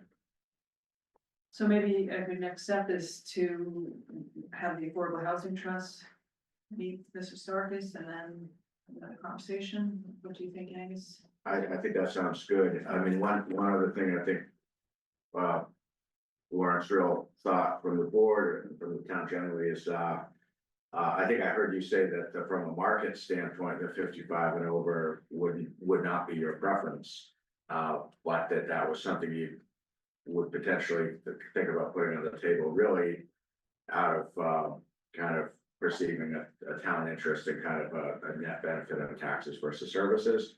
I think that's something for the board to really think about as to whether you would see that as a benefit or whether you, from a policy standpoint, might in fact, see a benefit to a non-restricted project because it serves a broader swath of people who need housing. And I don't want to put words in your mouth. That's something you really need to chew on is, financially for the town, it would be better to have an age restricted, but from a policy standpoint, is that something you would see as a benefit or not? If it went the kind of rental route.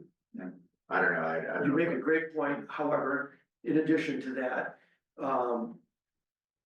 the delta between the two projects, in terms of number of units, would only be about 10 units, Mhm. right? So, is it, With more units on the 55 and over Yes. because of the septic. Exactly. Yeah. exactly, and it's also just important to know that even as rentals, we pretty much design all the rentals to be suitable for 55 and older. Mhm. So we really, I'm not gonna say we target that market, we don't, we target as wide a market as we can. But units that are designed for 55 and older pretty much work for all populations well. But if there's people who just on a policy level are concerned about kind of young people growing up in West Newbury, not having a place to go. Housing wise, they end up leaving the town, leaving the region, maybe leaving the state altogether. Actually, many people do leave the state, because of housing costs. The policy wise, you might see a benefit, or the community might see a benefit to having rental housing that allows people to actually like find their feet financially to work, because it takes many years to build up savings to have a down payment. I think that's amazing. Angus, if I could, just, Through the chair, it's up to her if you can or if you can't. Let Chris make his comment first. I was gonna say, I think that's probably gonna be one of the most significant discussions, because elderly is cash flow to the town. But yet, we're lacking the 1 and 2 bedrooms in town, so to have that for regular families would be pretty, if you're gonna do a project, do it with the right intent. They're still profitable to the town. Either one is, look, I've been on these boards.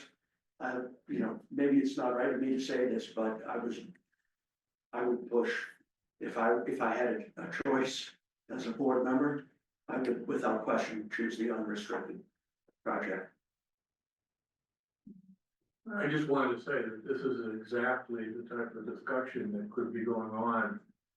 Apart from having a conceptual design, this is one of the very important discussions to have. And John should be participating in that because he's got to weigh all the consequences of the direction that we might be most comfortable with. So I just think it's a good way to start. The one thing, just as a kind of interesting alignment of just policy, so as you know, the housing production plan had got some comments on the draft from the state. The board had circulated that to the planning board, the Affordable Housing Trust, with a request that any comments on the updated draft be received by the end of next week. So that topic is gonna be on two weeks from tonight, the housing production plan. That'll be on the agenda for the 12th, so as you know, that's got a lot of demographics, not just on kind of age cohorts, but also, you know, affordability and people who are, you know, where the need is. So that kind of supports, this consideration, because I do think it's a really important question for the board and the community to think about is, you know, who's the housing for and where's the need, and ideally housing that's built would better align with the needs, than has happened in, just other market forces. All right, well, appreciate your coming in. Thank you, appreciate the time. Okay. I'll wait to hear any, if you want me to come back, just let me know. I'll- So the next Affordable Housing Trust meeting is, I think we're gonna change it to the second week, okay, to the 11th. Is that Affordable Housing Trust meeting on June 11th? June 11th. Yeah. at If you'd 6. like me there, I can be there, yeah, I think that would be helpful. okay. Alright. Fantastic, thanks very much, Thank you. Thank you, John. take care.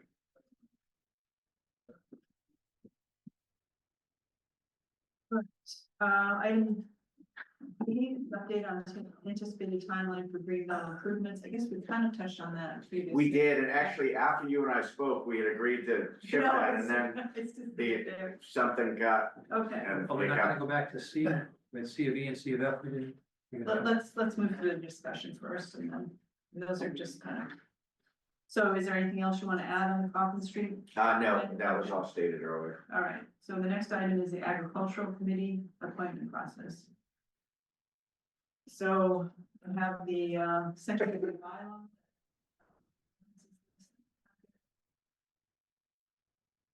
So the question is whether we want to just decide the makeup of the committee or put out a call for interest. We can be on it.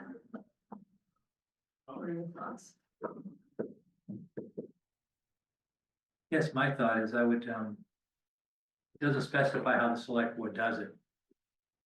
I think especially for the first go around of the committee, it'd be better to select the people we'd like to be on it rather than have 10 or 20 or 30 people send in names and say, could I be on it? Then you're gonna have a bit of a mess to sort out.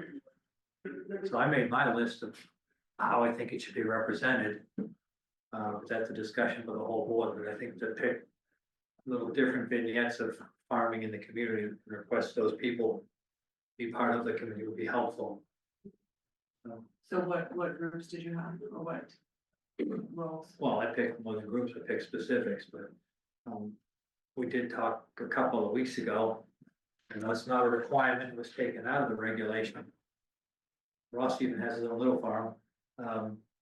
I think, again, on the initial committee, it'd be helpful to have a select person on there. So that would be one.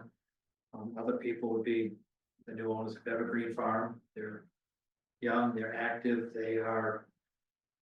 The nature of farming is going to occur in West Newbury in the future, probably.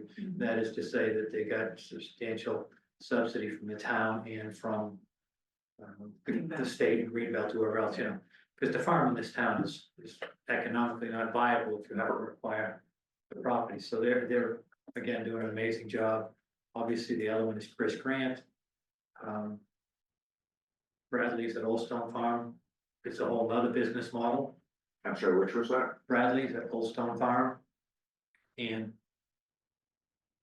my personal one, simply because he embodies West Newbury, will be Richard Thurlow. He's a contract farmer, but he probably knows more about farming than anybody in town. I have a list of 5 or 6 others too, but that, if somebody said, I think that would be a very good start for the committee. So do you feel like that properly captures the range of farming in West Newbury? I mean, so those are three commercial farmers. Well, I can throw some others out if you, just to run the range is what I tried to find too, I agree. Jeb Brackville, Crane Neck Christmas Trees, Maple Crest Farm with John Elwell. You got Whitegate, Kelly's, Monterey Farms, which is the old River Run. Not farming, but it's equestrian. Adams at Long Hill. Another person I had on my list is Catherine Roman. She's from the Right to Farm. She's got an equestrian facility. She's a realtor. So pretty much anybody there. But if I had to pick, you know, the dream team, Mhm. that would be it. So I don't know what other input there is from you guys. It's my start. So Ross, what do you think about, I mean, typically when we appoint a committee or a working group, we ask for interested people. So either we can appoint, you know, we can, identify somebody and then ask them if they're interested, and if they're not, then we have to appoint somebody else, or we can ask for interested people and then pick out of that batch. I mean, those are the two ways to do it. I don't think either way is right or wrong necessarily, but. Well, as far as myself, I would not consider myself substantially engaged, but as long as we're willing to, or, you know, as long as everybody understands that I would be on the board, on it primarily as a select board person, I would be happy to be on it. Other than that, I think, it would probably be good to have the Right to Farm group represented on it. They're so passionate about it, but other than that, I don't have specific individuals, and I'd be okay with, you know, picking people. That's what we think is best. Okay.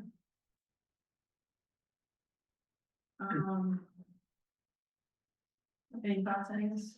I don't know. Catherine? Hi. I don't have any thoughts specific to whether you put out a call to action or if you just appointed a initial group. I think that Chris's suggestions were all very good ones. I think the biggest thing that the select board is probably going to run into is finding farmers that have the time to vote to something like this. So it's good to have a long list because you may get a fair amount of no's. And not because they don't think it's important, but it may just be a time constraint on their part. In listening to Chris's list, the only thing that kind of comes to mind is that these are all farmers mostly engaged in crops. So with the exception maybe Evergreen Farm, because we know they're expanding into pigs and such. But I think it would be a wonderful idea if we can get as well-rounded a group as possible so that the community as a whole is represented by people who come at different things and have different areas of expertise. There are a number of people that were on the ad hoc group that, as Ross pointed out, obviously have a passion for this and are probably some of the most well-versed people in town right now as far as what makes up Right to Farm. So I do think that, or I would recommend that some of the people from that ad hoc group be considered by the select board as being instrumental for a initial group. As Chris pointed out, I also come at this from a number of angles. I own a commercial boarding establishment. I do have the real estate component where I can help educate the people in our surrounding community and community as to what's required for the disclosure notification. So that's all I had to say with that. I encourage you guys to make it as well-rounded a group as possible. Okay, thank you. So I mean, we don't have to decide on this until we appoint for, the next fiscal year, in June. Do you have a sense of how the committee appointments are gonna go? We haven't really talked much about that. You know, I guess, has your office started to do kind of the outreach for reappointments? So the majority of people that we've contacted have, agreed to be reappointed. I think there's maybe half a dozen folks who have opted to not be reappointed. So we're in the home stretch on that. There's maybe about 5 or 6 folks who have been calling and emailing and haven't heard from. Okay. So the way it's gone is, you know, in prior years, it's typically, it's typically gone over the course of 2 meetings, so perhaps on the June 12th, we would have, a slate of everyone who's requested reappointment, and then on the 26th, any, either those who haven't yet responded, or, any vacancies, if you want to look at it as kind of, and that way by the end of the month, Okay. all the reappointments would be, I've got that list like ready to go, so Great. anytime you want it, Okay. I can send it on. okay.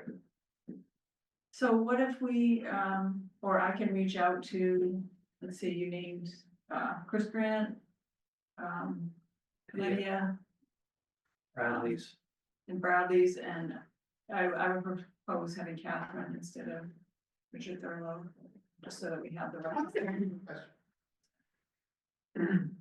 He has not been part of the whole Redwood farm, whereas each of the other 3 commercial farmers, you know, were part of the group. He knows more about farming than anybody. He's been doing it for his whole life. Boy, that'd be a tough one not to at least ask, I think. If I could just say one thing that I would consider is how active we want this committee to be. And, you know, just reiterating what Catherine said, I think time, you know, farmers tend not to have a lot of time. They tend to be pretty busy and have long hours. I'd like to see this be a really active committee. I think a lot of people would like to see that. So I think when you reach out to them, you know, making sure that we get a good idea of, you know, what their ability is as far as time goes to put into this. You know, there's 5, I think, right? There's a committee of 5, so not everybody is gonna, you know, have time all, you know, be free all the time, obviously, but I think especially spring, summer, and fall, farmers tend to be extremely busy. So just take that into consideration, I think, and make that a comment that you, you know, let the farmers that you're asking know that, you know, we would be looking for a fairly active committee, and would they have the time for that? And maybe a combination of people who have maybe smaller farms in there too, so that there would be people that would have time. Okay, If Catherine, if we requested you, would you have an interest and be available? I am available and I do have interest. Want to make a motion, see what flies. You make a motion, we establish the committee.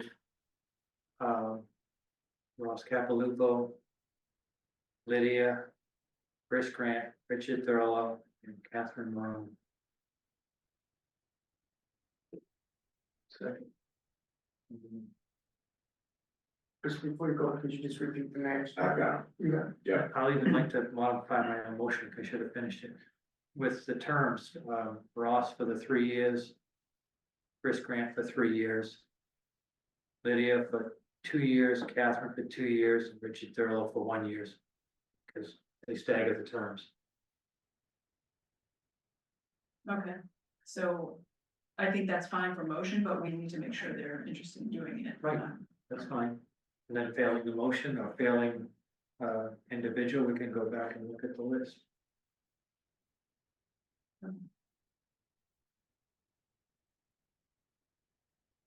Can I just offer a little input? Can you guys hear me? Yeah. Oh, okay. If you do get some no's, I would like to strongly suggest that we consider Lisa. She has a real strong knowledge in open space as well as animal keeping. And she might be really beneficial to the town in assisting us as farmers age and land becomes available, with possibly partnering other farmers with the land before it goes to development. She has a real niche for that. So I just put that out there as a possibility when you're speaking with people. Would you prefer to have Lisa on the committee in lieu of yourself? I think we both bring equally strong but different things to the table.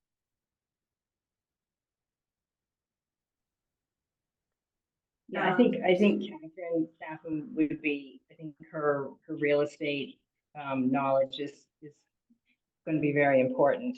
But I do think that it would be nice to have somebody also maybe who maybe was a beekeeper or, you know, somebody who just had horses. I think that's going to be important too, to have at least one person on there who's smaller level farming. The bylaw is really for larger farms, right? Which I guess that this isn't. This can have a different scope than the bylaw, but. Yeah. So the one concern I have is about having Richard Thurlow on there. Because this is not about, like, if you know how to farm, this is about farming advocacy and, you know, promoting agriculture in town, and I don't see him as providing that role. He's a farmer, but, he hasn't been involved in any of this, you know, since it started 2 years ago. I would prefer to appoint somebody that has been involved in the effort, you know, at some level. But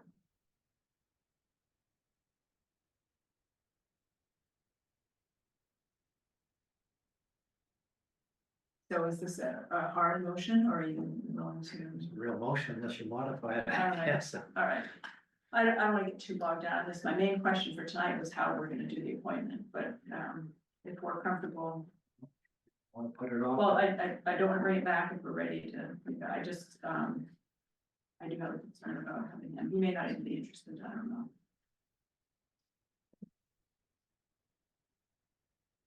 We'll throw out the motion, you can decide what you want to do.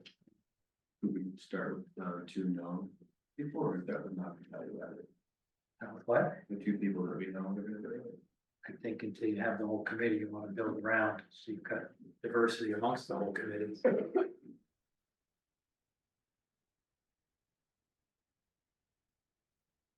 All right, if that's your motion, we can go with that, and if he's not interested, we can circle back. Does that sound reasonable? I'd rather move this forward instead of, you know, bringing that in. Can I propose that Lisa take the place of Richard Thurlow? I don't think that was the motion. I mean, Okay, Then you've got 2 people from the committee, which I think is too heavy weighted, but this is actually supposed to be agricultural based and business based, so that's. I would propose Bill Bradley, I thought. I'm hoping Because to he's set that as a friendly amendment. Okay. All right, any further discussion? All right, all in favor? Aye. All right, well, I'll reach out to those people and see if they're interested, so this may come back whether or not we are done with it. But if you get 4 of the 5, we just have to find one more, then Yeah. you can figure out what that interest should be to complement the rest of the committee. Okay. All right, and we will, go ahead and create a web page for the committee, Mhm. and, once the, composition is confirmed, we'll populate it with the names. Okay. And then those people would need to come in and get This one, sworn in. yeah. Okay. by our acting clerk. By our temporary clerk. Oh, temporary clerk, Yeah, sorry. Do you if have the wrong I one had down? done nothing, he would be the acting town clerk, but because I affirmatively appointed him, he's the temporary town clerk under state law. We call him the Just big happy to cheese. be here. All right, where are we? Municipal vulnerabilities, here's another kind of long discussion. So my point here is just, before we get to the point of having to discuss the scope of the grant, let's kind of decide what we want out of it, or what we're willing to, like what our objective is in the grant, and then that will help us determine what the scope is. So I know the CCRC, their objective was to be completely prepared for anything that happened on any section of River Road. And that's why they did the entire, if we want to look at a targeted approach to the high risk areas, I think that would be one objective. Maybe something in between, but I think if we decide that, then the scope that we are favorable towards will fall from it. That's my thinking, but if you guys have other ways to approach this, I think that would be fine to discuss as well. I agree with that. I mean, maybe the survey can be all encompassing, but the remedies and the specific pick the targeted areas, yes. Why, And then- why do you want the survey? I mean, you mentioned that before. Is it just cost efficiency? I think once you start in, yeah, just do, and it's gonna be low energy for town staff if you Yeah. get the funding. So, and you get that off the table, you have it fully, properly documented.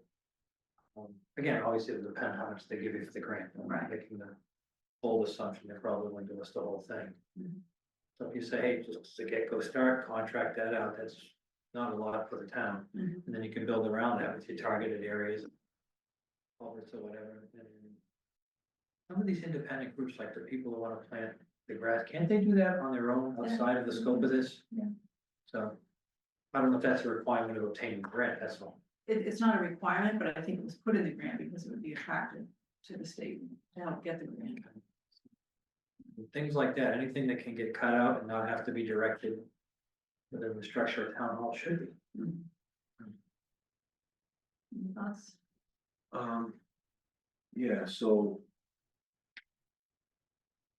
So the survey, I think, was valued at close to half of the grant value, 200. 300, somewhere around there. And Christine had said at the meeting that you weren't able to attend, Angus, that would require almost no oversight or participation. I think that's fair, from yeah. town staff. So do you think that incrementally trimming down the scope is gonna actually, like, what's the relationship between, you know, the scope and the town's investment under a grant scenario? Like, is it just, even if we do a grant for $50,000, is it still gonna be a big consumption of town resources, irrespective of, you know what I mean? Yeah, that's hard to answer generally. I think, 50 to 650 is a big delta, 650 to 350. I think this is gonna be a major effort. I think it should be a major effort, in my opinion. I think there's, there's some urgency to, what we learned from the first phase. So, it's not about level of effort as much, at least in my view, as it is about just being eyes wide open that that level of effort will necessarily supplant some other things.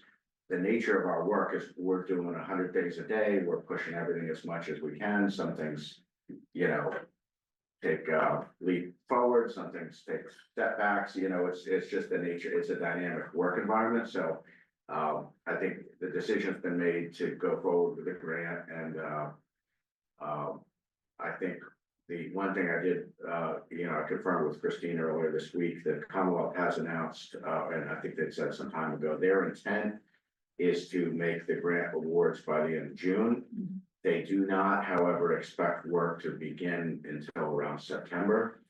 So I think that's the time window, is we can expect to learn if we're gonna get the grant by the end of June, and then it's gonna be, I think that's not a lot of time, but there's a little bit of a window there to work with the state to scope it.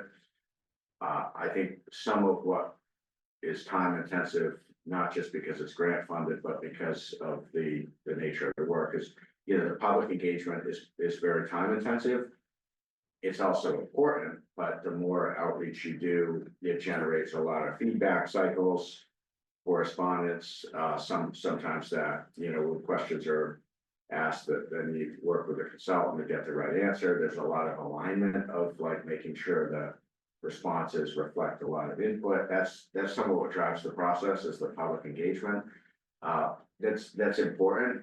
I think from a staff level, we view some of these kind of technical skills like survey and engineering as things that we simply can't do in-house, and are a clear value add.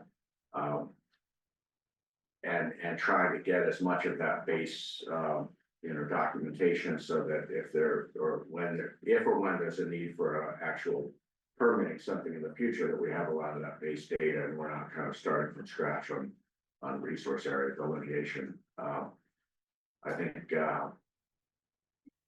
yeah, that there's a time impact to any grant. I don't know, I guess I can't really answer your question like generally. Yeah. I mean, I will say, I agree with kind of how Chris framed it, that engaging a surveyor with a clear scope of work.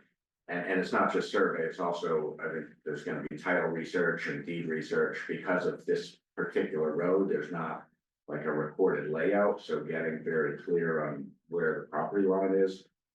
I do expect it's gonna be a time and labor intensive process, but not for the town. It's gonna be for whichever survey company or title research, title attorney is part of the team to get those answers. So I do agree that that's a, you know, not a big time impact. It's really the public process, some of the public events, things like planting of grasses necessarily are preceded by permitting. That's a significant time impact because the town's potentially doing on both sides of the table. The town's both the permit granting authority, which necessitates certain time with Concom and so forth, but also the applicant. So I mean, we see that with a lot of the public projects. We're both filing the permit and staffing the permitting process. That's very time intensive to do those things. So things like planting grasses to stabilize the bank, you can't just go out and do that. That takes, you know, months and months of permitting. It takes months and months before you even file a permit.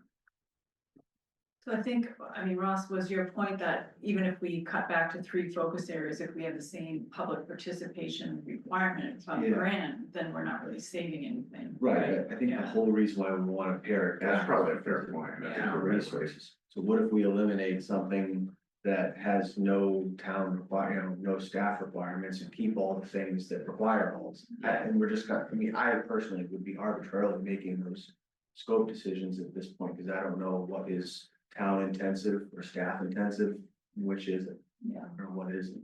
yeah. Yeah, and I mean, I can do more than I've done previously on trying to rough out the staff impacts. I know that's been requested for some time. It does take time to do that, and there really hasn't been time to do that, because it's not just me roughing out what I think, it's then kind of proofing those with staff, who many of whom, if they have never worked in the private sector and never dealt with billable hours, might not think about hours in the same way that I do, having spent 8 years of my career there. And I can tell you, just in conversations I've had with individual staff, they might initially say, well, that won't take long, and well, what about this meeting, what are we preparing? Oh, yeah, well, there's that, oh, yeah, there's that, like. A lot of times, if someone spent their whole career in municipality, they're not accustomed to thinking that way, because they're multitasking all the time, and they're not thinking about like the time, but it is there, it adds up. So I wasn't specifically aware this topic was gonna be on for tonight until I got Wendy's email Tuesday morning. So obviously, you know, and having been out sick a couple of days last week, it was not in the cards to have anything like that for tonight's Oh, meeting. no, that Yeah, wasn't the intent. no, I know that wasn't the intent, but I think if that is really, if that type of information is really of material value to the board, certainly by the time a grant award is announced at the end of June, I could take those estimates further, if that's of value. I don't wanna spend that time if it's not of value, I think because, it is a value. Yeah. I was trying to limit the scope before you do that, just so Yeah. you're not doing it for things that we may not be interested in. Got it, But I got guess maybe we can't limit the scope until we Well, I know. mean, it seems like, you know, at 10,000 feet, like the living living shoreline stuff. You know, cause I kinda, deduced that that would be a solution for areas that. You know, there's like the environmental component to it, but there's also like a severity of degradation component to it, and I kind of deduced that would probably be for areas where like it really doesn't warrant. An armored shoreline, but like you don't wanna do nothing either. Mhm. So like that, to me, is related to the idea of stripping away the areas that aren't critical right now. And focusing on the really bad areas, and you're saying, Angus, that as an example, like that type of aspect of this. Would be intensive on the town staff's part, like I feel like we probably could without. Yeah. A finite estimate. You know, agree to like nix that, you know? In the outreach. I don't, you know, I haven't been around long enough to know what's appropriate, and what isn't, but I just feel like at this conceptual stage, it's just. I hate to say, I don't know if a waste of time is too crude, but like. It's so early, you know, that, I just feel like it's a waste. there's more questions than answers. Yeah. I mean, you it's like- stir up a lot of questions that you then don't have the answers, because that's and why we're doing the process. yeah, I mean, similar to the Page School, where last night we framed that as the beginning of the process. right, I think because now we have a really great report, so that when people have questions, we actually have the research, because a lot of groundwork's been done. I think now we're still at the groundwork stage. you know, the people that might show up, it's gonna be such an infinitesimally small group. You know, That's what we found with the prior. Right. It was mostly River Road residents and then a Yeah, few we're others. just so early on Yeah. in the life cycle of the project that, I mean, if there was, I don't know how much of that is required by the grant, if any, but if It's a lot. Yeah. it's required by the grant. And heavily, in fact, I believe, if Christine was here, she could confirm, but I believe the expectation is that about 20% of the budget is going to public process. So that's like a fixed cost of going to grant Yeah, or a fixed investment, irrespective of the size of the scope. More or less. more or less. I Yeah, would I want to think there's confirm some, that with yeah. Christine, but. All right, so it sounds like it is worthwhile for, and I don't know, I mean, when we had talked previously, you said you would want to do the numbers and then reality check it with staff. I can just see that taking a lot of time. I mean, I trust your judgment, having been in the consulting world.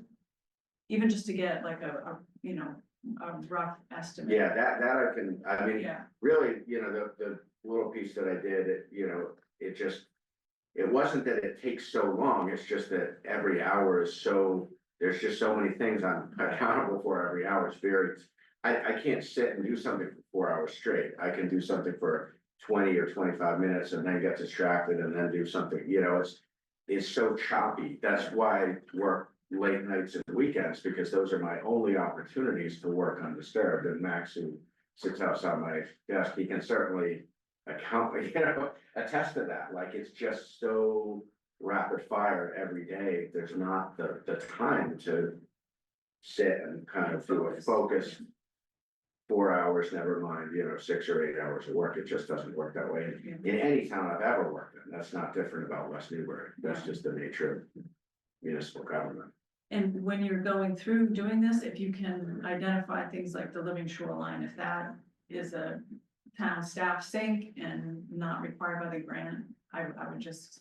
I think some of that is gonna be partly gonna come back to the board on discussion of project management and what your expectations are of level of board oversight as opposed to the work getting done. Because, for instance, with the Living Shoreline Technical Committee, I believe it's been stated by members of the CCRC, they wouldn't have any expectation that town staff are going to those meetings. So in that respect, it's like, okay.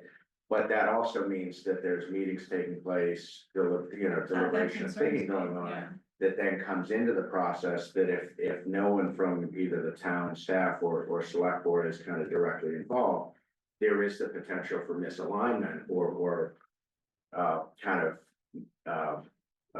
miscommunication or not really, I guess, kind of who's kind of driving some of the policy decisions. This is something that when Christine and I had our sit-down meetings, or they were remote, but with the 4 prospective consultant teams, you know, very highly credentialed teams who do this kind of work all the time. We did get some pretty pointed questions from them with regards to the Living Shoreline Technical Committee specifically as to, okay, who exactly are they? What exactly is their role? And what I was, and I mean, I took a lot of notes, but my takeaway was pretty clear. They wanted to know, like, are we reporting to the town as the client? Or is there this other group that ultimately is going to be kind of directing how this design work happens? So I think the issue of just clarity of decision-making will impact how much staff time it is. If the board has full confidence and is content for the group to kind of work independently and kind of weigh in at key points, that doesn't need to take a lot of staff time. But if the So it does with the permitting, right? well, yeah, I mean, when it comes time to actually agreeing to what is the plan for this particular location. I know the consultants are looking for clarity of kind of who's setting the marching orders. And to do that, you really need to be at the meetings. You Yeah, can't like, That's if one there's thing. 7 meetings on the calendar in 12 months and either, you know, no one from town staff is there. We can't be very surprised when like things kind of come together in a major meeting and there's like misalignment. And we're certainly not having the consultant teams going to meetings that town staff are at, because then how do you manage a project if you're not at the meetings where key discussions are taking place? Yeah, I would take that out. It's not required by the state, right? I mean, nothing's explicitly required by the Other than state. the public. They certainly have significant expectations on public process, on explicitly considering green solutions. That's very overt in the grant. How you do that, they're not telling you exactly how you have to do that. I had a lot of concerns about that whole setup of it. You also call them a Living Shoreline Committee. They're not a committee. Well, they've defined themselves as a committee, not an appointed committee by the town, but they had gotten That's where it gets dangerous, right? statements Okay. statements of commitment from each of the individuals' names that they would work as a committee, but So they're under, a group, not a committee. they self-identified as a committee. But you're right, not a town committee, not, That's gonna create a very disconnected illusion with the vendor. it could if it's not managed properly. Right, that's a red flag. I think we should figure that out because I see that as causing issues. You know, I think that there might be one other way that we could make this evaluation, you know, without you having to do like a bottoms up, you know, labor hour estimate. And, you know, because one of the things I'm looking at is like, I think with this type of work, like there's predecessors, you know, there's successor activities. There's certain things that probably make sense to do together and so it might not be that easy to know, you know, like there really there's probably buckets of activities that should be done together. So I wonder, and I'm just suggesting this, actually not attempting to direct your staff, but I wonder if we could say to Christine, we have a full proposal. Can you give us like a light proposal and like a medium proposal? You know, use your expertise to give a, you know, a basic, a medium, and then the whole thing. And then she, with her knowledge, can kind of say, well, if you're only gonna spend X, you should do these 3 things. If you wanna do a little more, do this. And then we can get, you know, well, what about this activity? You know, then we can kind of nitpick. It does go way beyond Christine's staff. I mean, you got Concom, you got Butch, I mean, and it's Angus has a better overview of the magnitude of which staff on each task. Okay. And I can't even comprehend some of the tasks, how many people be involved.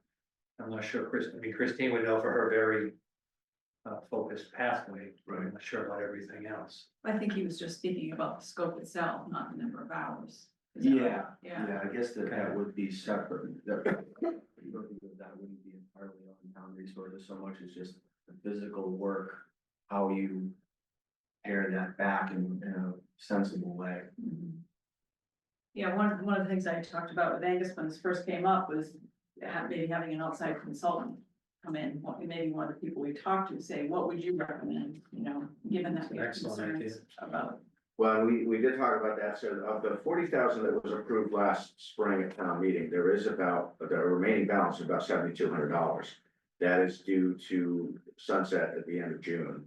So if that money was to be put to use, that decision would need to be made very quickly, because we need to get, the $7,200 or some amount less than that under contract, in order to use that. I can make a motion right now to burn that one if you want. Well, so the only concern I have, because I think what Wendy just kind of sketched out, and she's suggested a number of times before, I think makes a lot of sense to have an outside qualified entity kind of come in, look at our scope, try to calibrate it to what our objectives are, to what our resources are.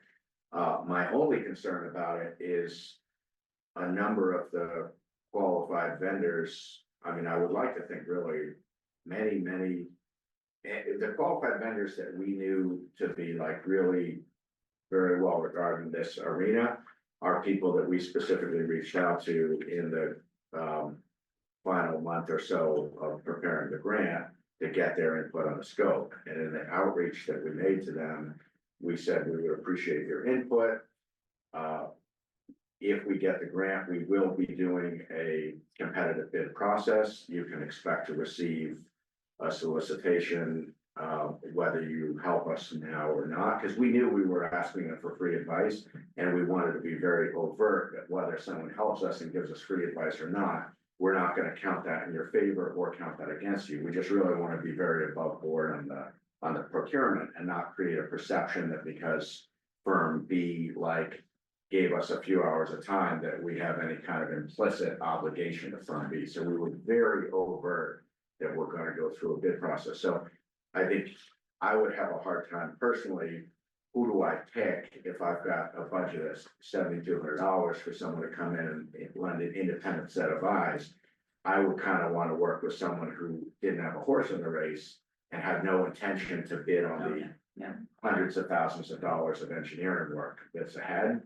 So if that vendor exists, and maybe that's something that, you know, Wendy or a member of the board kind of takes it, you know, just because you have your own knowledge of the industry, but that's my only concern. Otherwise, I would be 100% let's pick up the phone and call firm A and just get their advice and pay them for their time. I just don't want to do anything that undermines Okay, so that none of and us. creates any kind of perception of any kind of implicit, Okay. All right, so do you, so if that can be done, if there's some maybe small firm that wouldn't have the bandwidth to take on a job this scale anyway, but is highly qualified and highly knowledgeable, and they're willing to, you know, enter a contract to give us some advice on an hourly basis, I think that would be very helpful. does that sound good? Yeah. So what firms? So there was a list of 6, I'm not gonna remember them all off the top of my head, but I can send you the list. I mean, you know, BSC, Weston Sampson, Ty and Bonds, Woods Hole Group was one of them. And of the 6 that we reached out to, 4 responded, and those were the 4 that Christine and I had the Zoom meetings with. But we reached out to 6, we sent this substantially identical email to all of them. I mean, it was identical, except where like we knew them, we said, oh, hi, Joe, as opposed to to whom it may concern, just because we knew them. But yeah, I can get you guys the list of the 6. I don't suppose it really matters who responded or who didn't, because we were specific. But I think if we were reaching out to someone who we knew wasn't gonna bid on the work, I would feel a lot better about that. Okay, all right, I just want to make sure I don't reach out to one. Yeah, we just don't want someone to skew it toward their wheelhouse. Yeah, right. So was Force League in that? They were, yeah. All right, so I'll follow up on that. Yeah, I'll send you the. Do you need a motion to spend the funds or We really don't. I mean, the work that's been done to date has been, as long as it's within the article intent, there's no motion needed. Okay. All right, item E, review of proposed select board meeting dates. No, I just want to say that's a good solution. We should have done the last one. What's that? The solution is very good. I like that. So Okay. thank you for bringing that up. So looking at these dates, I think I asked if either of you had vacation plans for the summer that would impact us, and I don't think you did, right? Yes, I did. What's Yeah, you that? said, the Did. month of September. But somebody was listening. Thanks for that. Which days did you say? We cannot make a September 4th meeting. Okay. The other thing I was looking at, Angus, is if there's any meetings where we could break, do a 3-week between, you and I had talked about that, trying to just alleviate some of so I don't know what time between July and December is most convenient to do that, if any. And you have vacation in August, correct? I have vacation, the week of July 13th. So I work this around there's none of here that are a problem for me. I made sure of that. So, yeah, I'm gone the week of the 13th of July.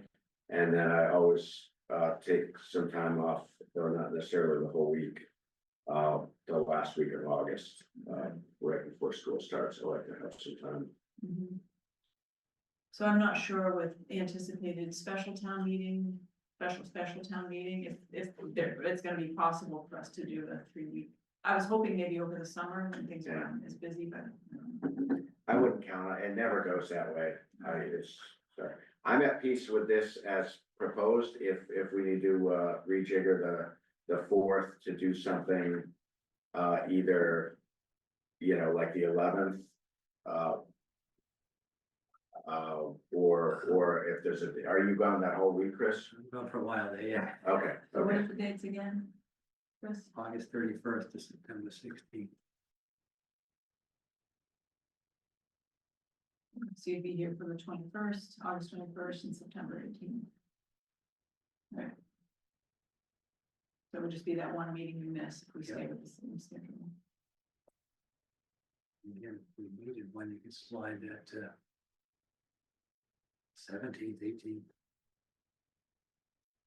Which one? Oh, you got one on the 18th. I don't have, okay, sorry. All right, no conflicts for you, Ross, that you know of? No, I actually didn't look out into November. And confirm out into November, but, yeah, I think I can make pretty much all this work. Okay. Yeah. Again, if you want to have a meeting before, that's fine. Yeah, I don't think there's any way to slide it ahead or behind, since you're gone over 2 weeks, right? Right, I mean, I don't know what days up, Angus is out at the end of August, but I have it on my calendar to be out the whole week. I may or may not, but,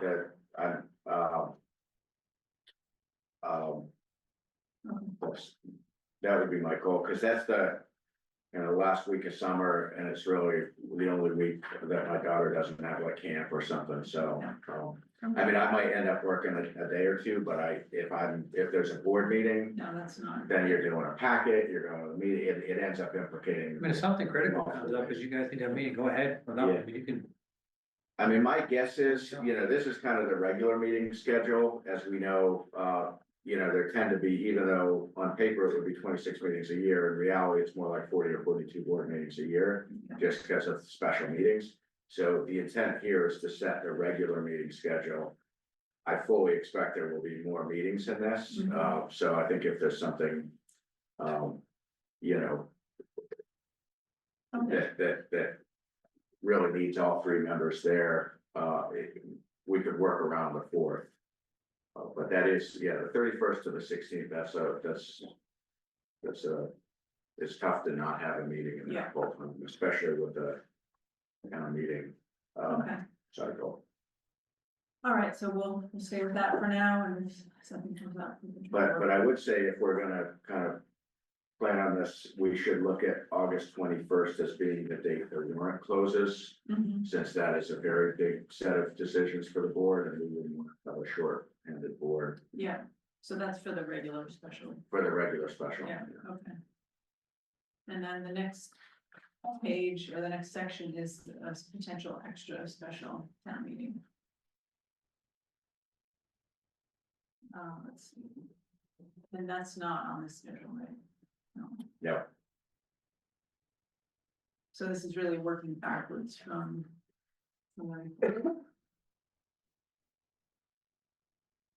yeah, I had a spreadsheet I put together with just kind of some different scenarios and I ran, tested different dates, based on an assumed Monday. That's something we can talk about tonight as to whether you're wedded to a Monday or whether you might look at a different weeknight or even a Saturday. A few people approached me and said they would like to have a Saturday. Yeah, I personally, I like the idea of Saturday. What do you think about it, you guys? We've discussed it before, right? But if the meeting gone long, it'd be great, but then. The complaining on Facebook, people said, why don't they just have it on Saturday when the kids are off at activities? You know, so you're gonna get complaining no matter what you do. No, but I just thought, as a change, because we always have it on Monday. Yeah. Up there anytime, so. If I could, the other thing is it may help us space constraints too, if we have to use Pentucket for that larger size meeting. Mhm. Do Saturday. Mhm. Yeah, that's an important point. Yeah. Because Jonathan has already said, like. There's times that they're just booked up with school sports. Yeah. On Saturday, No, on weeknights. I would think Saturday too, games and stuff, potentially football games. Well, I think in the fall, football will be at the stadium, it won't be at the high school auditorium. Okay. What? They don't play football in the stadium inside the, They're in the high school auditorium. Okay. All right, well, I think, yeah. So did you want, this is just to get this in. This just to get the conversation started. What I could do is send around this workbook. I wish I thought to email it myself. I could have it here. Mhm.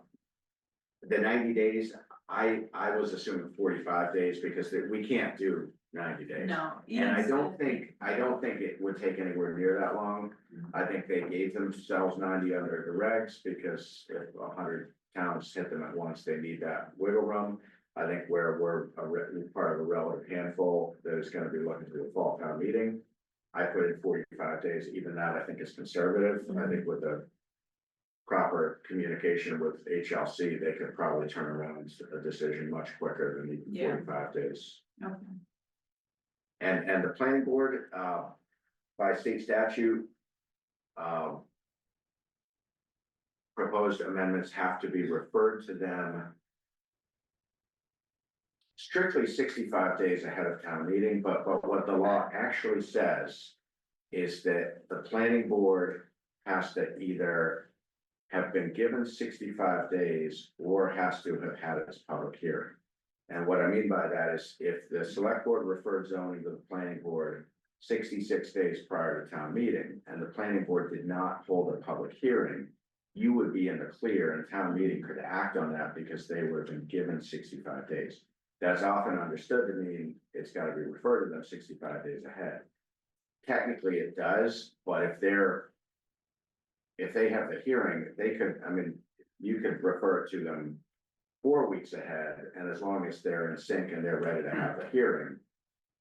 If you refer to it 4 weeks ahead and they didn't have the public hearing, the attorney general would throw that out. Yeah. But if they had the public hearing, they could have that a week before town meeting. That would not be recommended, but they Yeah. could. Okay. But I think a lot of this does bring us to, I think you had, the timeline had been set to have a district recommended by around early August. Mhm. I think you're probably, it would be better to have it more toward like the third week of July. Mhm. I Okay. think we can work with whatever timeline, but to make September 26th, having something around the third week of July Okay, well, this is helpful. would so be that we better. can- Yeah, I'll send around that spreadsheet, Okay. just so you can see the actual dates. All right, let's move back up to the FY 26 holiday schedule.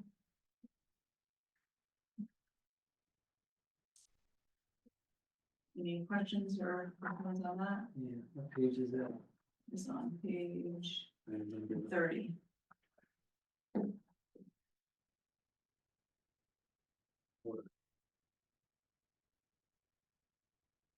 So there's no change in this from last year, correct? But not to the holidays. Yeah, Yeah, I mean, you know, I like to kind of predetermine what date it will be recognized. Often it's very simple and straightforward, but every now and then there's a there's a judgment call, and so I like to get the board's blessing, so that it doesn't creep up on us when we get to, anything where, so actually, one thing in prior years, we typically do this through July 4th of the subsequent fiscal year. Rebecca and I took that off before putting it in, because that ends up being kind of a judgment call, July 4th of 2026. We'll cross that bridge when we come to it. Yeah. You know, what I mean by that is, let's say the holiday falls on a Saturday. Do you recognize that on Friday or Monday? It affects different offices in different ways based on when they operate, and it just ends up. so are there any of these other ones that you think are gonna be? I thought all of these were very Yeah. straightforward. I Okay. can tell you that some number of employees may be slightly unhappy to have holidays recognized on a Friday because they already don't work on Friday. That's the luck of the job, but that's just somewhat what I deal with, Yeah. but that's part of why I like to have the board vote it, so that it's kind of Okay. like, that's when we're recognizing it. I understand some people don't work on Friday and therefore don't get the benefit of that. That's not my Right. job. My job is just that this is the date, and. The day. All right. So, Could I have a so no, motion? I didn't personally have any heartache about any of these. I Okay, thought these great. were all pretty straightforward. Can I ask, when did it get changed from Columbus Day to Indigenous Peoples' Day? It's been a couple of years. I know it goes both ways, that's one that's gonna, That's by the state, right? Yeah. But yeah, I think as I was Federal, I reading know online, if it didn't say, it said it could be either or both. So, I just, okay, I don't know, is there I didn't know we were waiting into the culture wars, and well, I guess if we want to and spend time on that, we can. No, this is dictated by the governor. This, I didn't intend to make a political statement of that, it's just Okay. the heading that we. All right, any other issues, Chris? No. All right, would you make a motion? No. All right, Ross, will you make a motion to approve? You make my first motion. Yes, Okay, I make a motion to approve the holiday recognition and closure schedule. That's written by, I guess. good. Second, all in favor? Aye. All opposed? So are you abstaining, Chris? Okay, over the title of the holiday or general concerns? no, I have no problem with the dates. Okay. All right. Minutes. May 1st, anything on page 1? Bottom of page 2, under action item E. It says another Portland Lane resident, this was actually the same resident, this was David Connors. Are you looking at it, Max? Yeah, Yeah, it's the last sentence on, item EE, Mhm. just another Portland Lane, it should just, okay. Mhm. And then on item F, on the Whittier letter. I'm sure this is true, but I did not request confirmation of receipt. Do you remember that conversation, either of you? No. I don't think I was in there. Okay. Yeah, it's May 1st. So there's nothing I can do now, right? If I sent it and did not It request. doesn't matter. Okay. The only other comment I had is on, general discussion, item C. Says Jennings recommended that the zoning be placed over an undevelopable parcel. I don't think that's. No, I certainly never stood Yeah, that. so how would you? Yeah, no, I did not recommend that. I may have said that I'd confirmed with the Commonwealth Suggested that it the hasn't zoning done. could be placed on an undevelopable parcel. That might be an important enough one to go back and re-listen to the tape, because I don't wanna guess now as to what was said. Okay, I want the minutes to reflect what was said, but I certainly did not recommend that. okay. All right, any, well, you don't have any comments, Chris, right? All right. Make a motion to accept the minutes of May 1 pending clarification of the one comment by Angus and the amendments is made. Second, all in favor? Aye. Ross abstains. Um,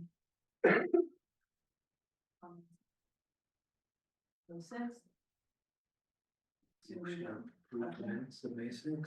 right, all in favor, second, all in favor? Aye. All right, you weren't sworn in at that point, right? So, yeah, okay. All right, so are we done with our regular business? Did I miss anything? Just one thing on this, the Yeah. KP Oh, updates. yeah. I did want to just share with the board, kind of a policy discussion that Rebecca and I have had that I don't know that we need that the board needs to weigh in on. I just want to make you aware of something we talk about and we don't really know what the right way to handle it is, and that's this issue on the requirement to post the salary range for jobs that we post. One thing I've kind of scratched my head about is, do we post the min max in the actual salary grade table? Or do we post the range that I feel is a more realistic range? So what I mean by that is, let's say the min max on a position is 80,000 to 104,000, but it's budgeted at 88,000 for the subsequent fiscal year.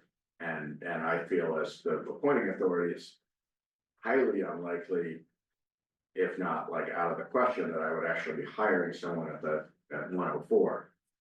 If I post it 80 to 104, the applicants are all gonna come in expecting to be 92 to 104. I might know that based on budgeting or based on policy or based on whatever factors, I don't expect to bring someone in above step 8 or whatever. So I feel like this law kind of sets up employers to, because people are always gonna come in expecting they're gonna be at the top of the range, so I don't wanna mislead anyone, and say it's 80 to 104 when I know that, in practice, we're probably not gonna bring someone in at 104. So it's something, I think it could be a conversation I have with council to say, look, what does the law require me to do? Because if it requires that the full actual range be posted, that could raise a question in the future as to maybe we tighten up some of those ranges, because they are pretty broad in some cases. Yeah, couldn't you just go from the min to the budgeted amount? Well, that's, if we can do that, and comply with the law, that Yeah. would be fine. And I haven't read the law closely to understand Yeah. what we have to do. Right. What we have done in practice is actually posted, because the law hasn't taken effect yet. So what we've done in practice is posted the kind of more of the realistic range. But that's what the intent of the law probably is, to let people know what they're getting into, so I don't I see think why so. you can't go from the mid to the realistic budgeted range. Yeah, It's giving a false expectation. It's almost worse to give them the high number. that's what Everybody could say, of course I'm worth that high number. right, And then when you say, well, we actually budgeted this, they're gonna go, well, that's disingenuous. exactly. So- That's my feeling. I wouldn't Yeah. Hesitate to post. I just mean, think look it's for clarification. one of these state laws that's like got these, that's written by people who've probably never had to deal with the actual on the ground. Like many of the regulations they're putting lately. All right, items for next meeting, I added that on, so this is just an opportunity, if there's anything you wanna follow up on, or you would like to. That's something just so you didn't feel lonely and hollow for putting the summer letter response. Okay. What? Rocks Village Bridge determined. Now, I know that at one point, probably a year ago, state was looking to, they were looking to do a sign, we canned that, then it was conversation about flashing lights and bells and buzzes, and then there's another option somebody put on Facebook with a decorative embellishment. I think we ought to start the discussion again. Okay, We'll regret it the day a truck hits the bridge and we haven't done anything. Yeah, I mean, just for the record, and we'll talk more, but I have followed up with the state since that time to say, hey, you told us to cool our jets because you were gonna take the lead. Where are you with this? I've got radio silence, so I'll continue to push that. I also have had a very preliminary conversation that I would really look forward to advancing with the mayor in Haverhill, because I think if she would lend her support to that idea, that would be very helpful. We've just had very casual conversation. We haven't actually met on it, and I'm gonna send her the details, but I think if we had both Haverhill and West Newbury jointly petitioning MassDOT to make that a priority, it would certainly help. Okay, good.